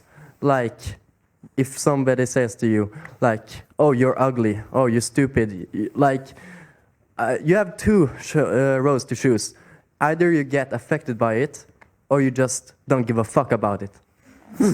Like, what is the point of being pushed down by another human being by something they say about your reality? Because no, their perception of your reality is not your reality, it's theirs. So they get a power of you if you get mad or something. So if you just refuse to get angry and just stay silent or just don't give a fuck, then they don't have power over you anymore. So, yes. Are those the only two options? What other response is there? You can't speak up. You can say, like, I know how you feel, and I'm not gonna let your words control me. It's plenty of other options. But don't respond with violence or something, I don't know. The other thing that a lot of people don't appreciate is that when someone comes on to you in that negative fashion, who attacks you, when you actually look at them, oftentimes they're suffering themselves. You see, their interaction with you is actually a manifestation of their own insecurity, their own pain. True. And as you point out, with the term, you don't give a fuck,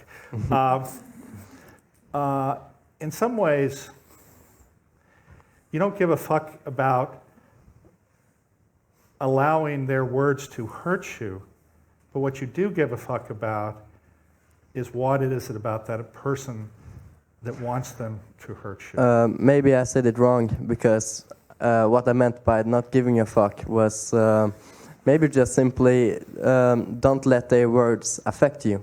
No, and I have to tell you that insight actually is quite extraordinary, because for many of us, it will take us decades to get that insight. Because what happens to so many of us, we imbue these negative statements that people say to us, and instead of us being able to not have it affect us, in fact, it profoundly affects us. And in fact, it affects us to the point that it limits us, because we start believing a false narrative.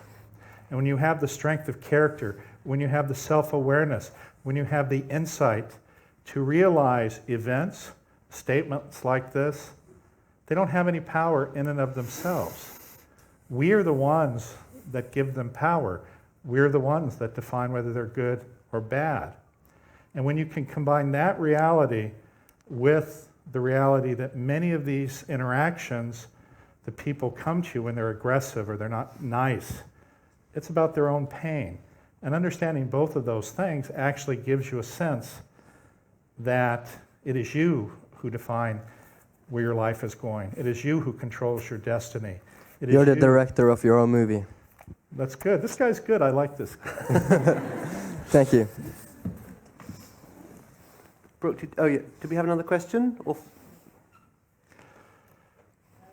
okay, we have time for one more four-letter word. You guys are slow. You guys. like love? Love, that's the opposite, that's right. I just wanted to ask, since you brought up Donald Trump, who is kind of gotten into a position, he has a lot of power, and he's communicating the exact opposite of what you're presented to us today. And as you said, you talked about vengeance psychology in the media, and we're sort of, on a lot of areas, we are surrounded by negativity and the opposite of what we're here for. And I just wondered, what do you think of that? Brooke, Brooke, would you be up for Yeah, that? Brooke. Everyone.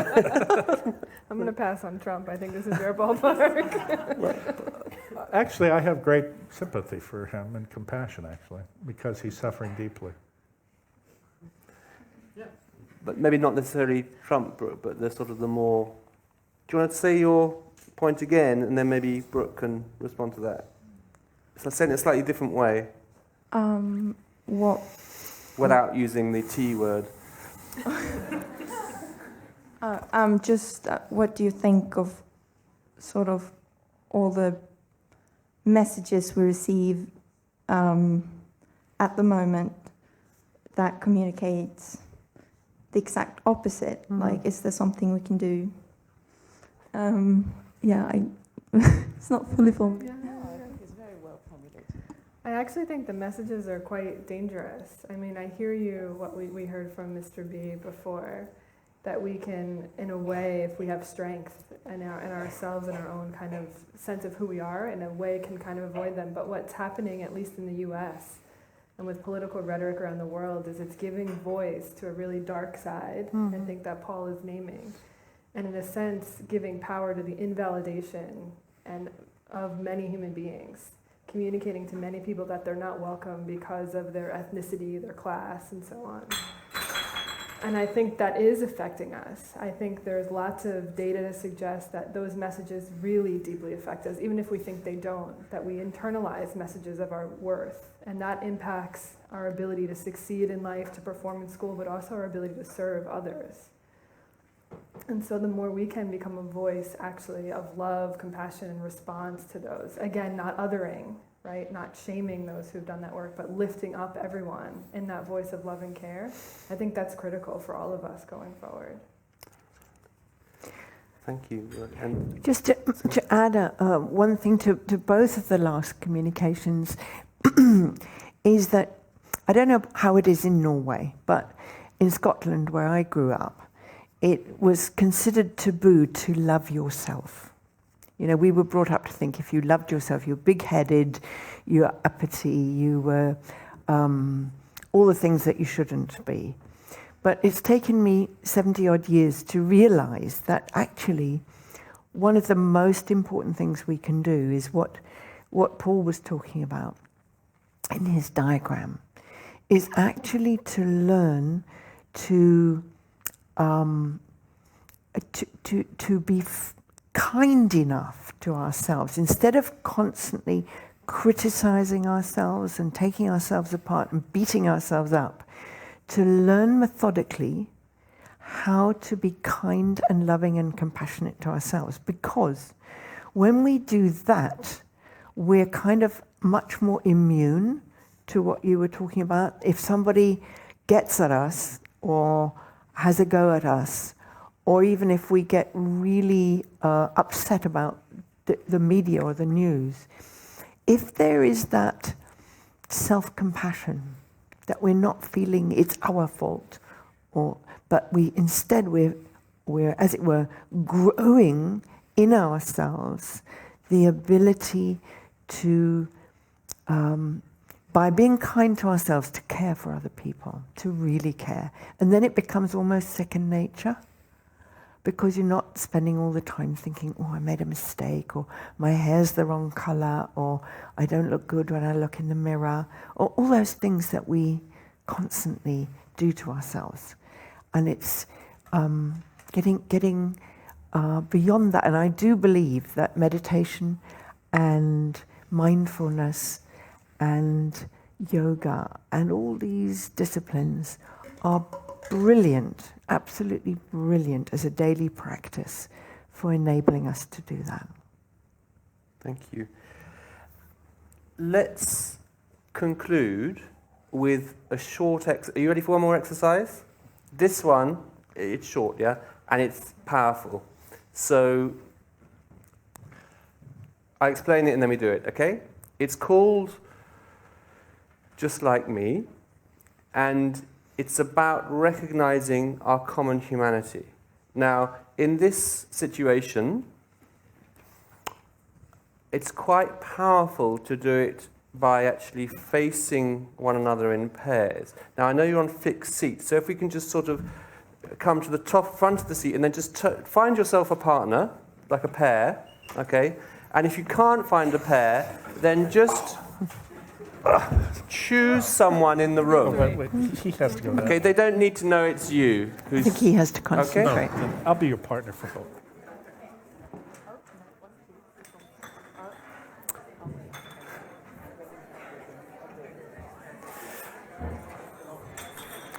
Okay, so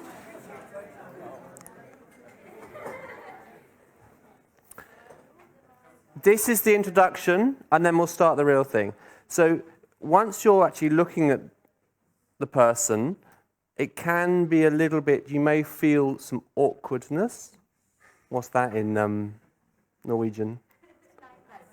Okay. Or you may feel some embarrassment or a little bit giggly or something.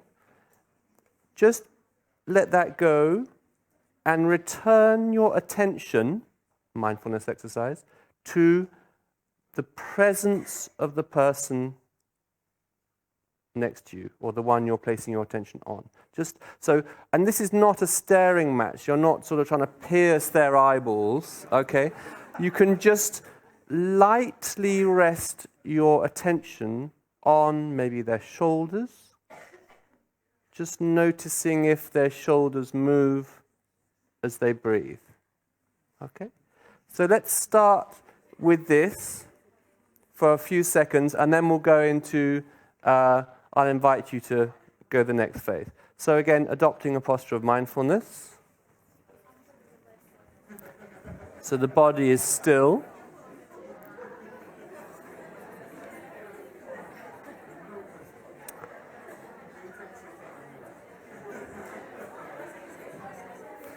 And the speech is silent. So our body is still like a mountain. Our speech is silent, and we're breathing naturally. And then we're just resting our attention, our gaze, on the presence of the person in front of us.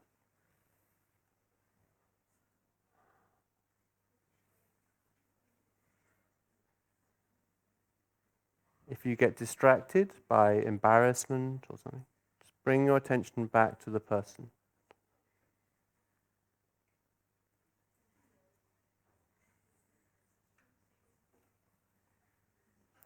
And then I invite you to consider the following phrases.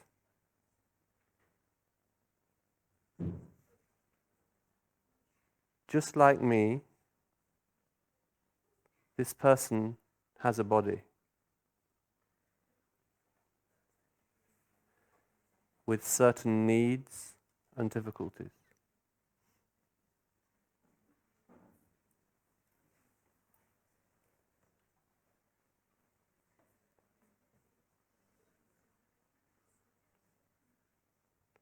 Just like me, this person can talk. They can communicate. They have a voice. Just like me, this person has something to say.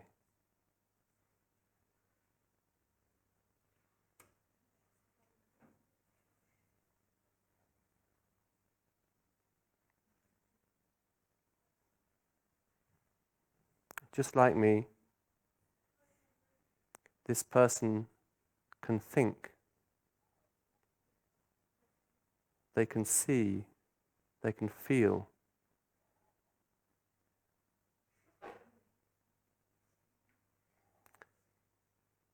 Just like me, this person has aspirations for the future.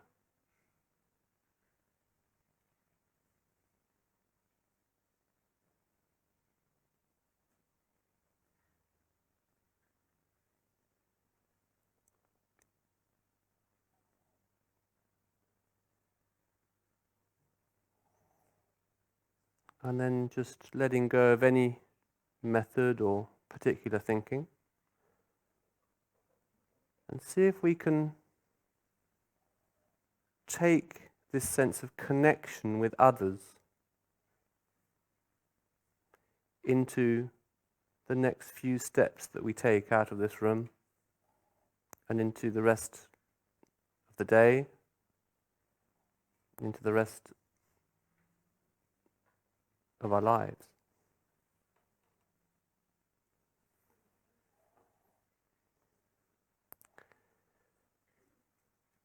So that was just like me. I invite you to come back all together as a group.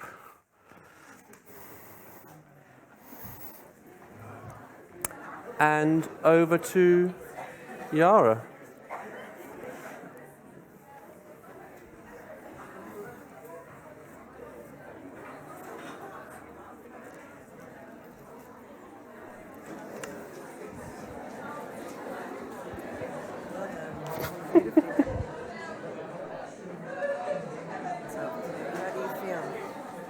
Yeah, good. Are we okay for time? Yeah, we've got 5 minutes to wrap up. Okay, let's come back in the big group because we have come to the end of today, of our afternoon together.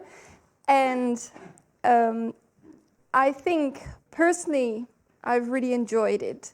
And I really hope that you have done so as well. And I first want to thank all the speakers we have here because without them, this couldn't have happened in this way. So really, thank you so much for being here. And we can give them applause. Thank you.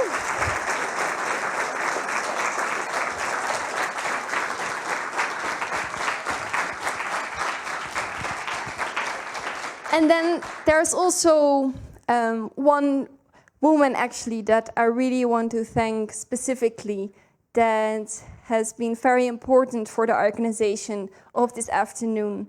And I want to ask Hege to come forward. Yes. Yeah, give her a warm applause. Because she is the one that arranged this beautiful venue and to have, is actually the person that have brought you all here, has been in contact with all the schools. So that is really, it's been really amazing. Thank you. And just also for the people on the streaming who may not really know what the youth gathering is, I would like to ask Hege to just explain a little bit kind of today who is here, kind of what is the idea. Would you like to say something, maybe 1 or 2 sentences? Oh, there's so much to say.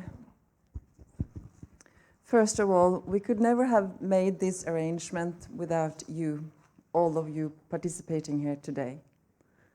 It's like this feeling that you have to pinch your arm, is this really happening? Because we have been planning for this for several years, at least 3 years, and working very hard the last 2 years. And just to see these brilliant speakers, it's so amazing. We do this because compassion matters. Compassion is probably one of the most important words in our vocabulary, alongside with love.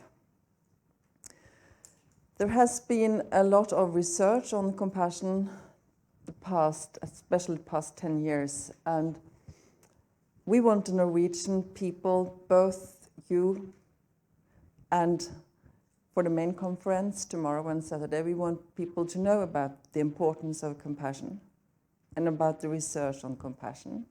And we want compassion to be brought out to everyone we meet, strangers, friends, family, and so on. Okay. Thank you. And, and may I also say thank you so much to Åsiden High School, the media class, the students who are helping us to film this event. We are so happy that you could do it. Thank you so much.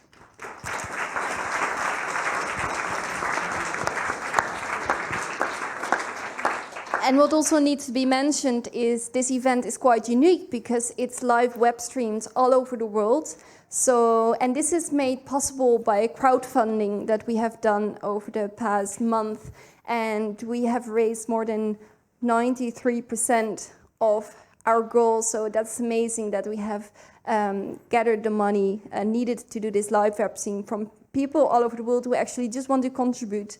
And we have Esther here, who's doing the streaming and just flew in to help us out. So that's also an applause worth. So please do. Thank you. So before we go, there's a few things. Firstly, has everybody got one of those white sheets? Could you look on your floor on the... Could you put the next slide up? So there's about 3 things left. One, please magically find a pen from your pocket. David, can I just say one thing more? Oh, yeah, please.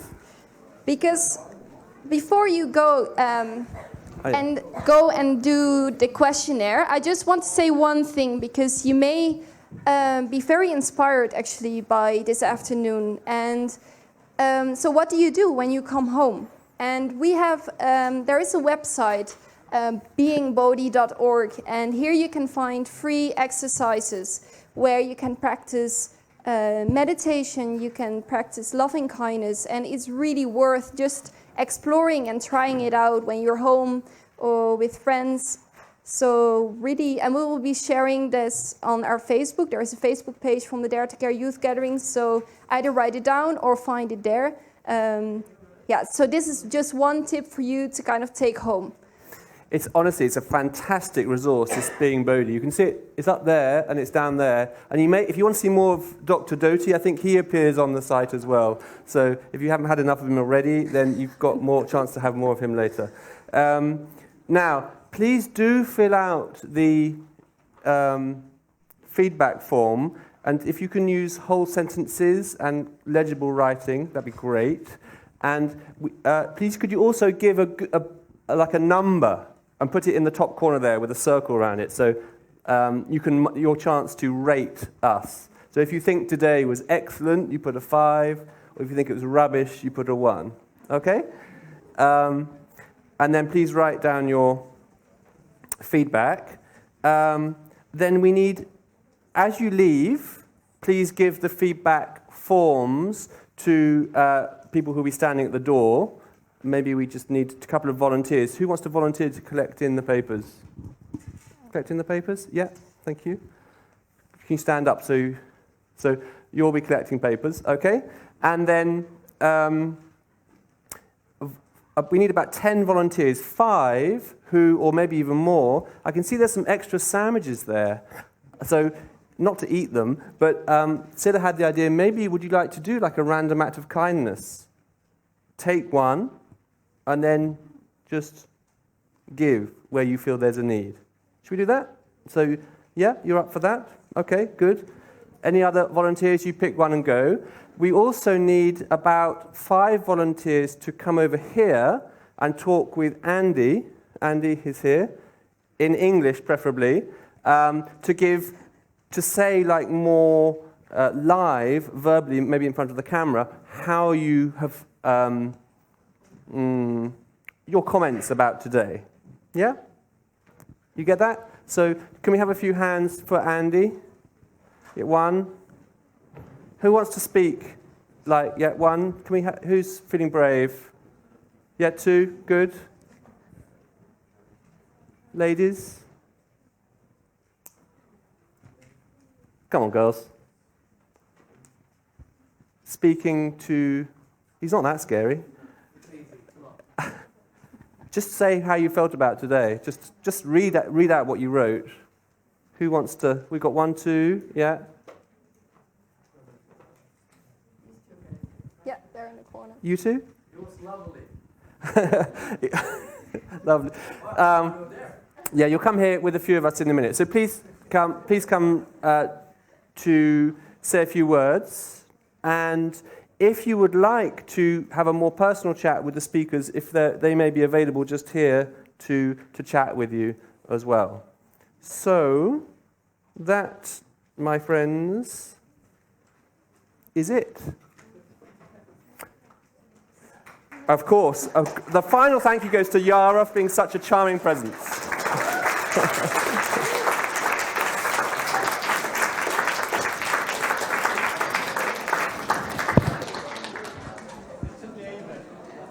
The guy in the white shirt.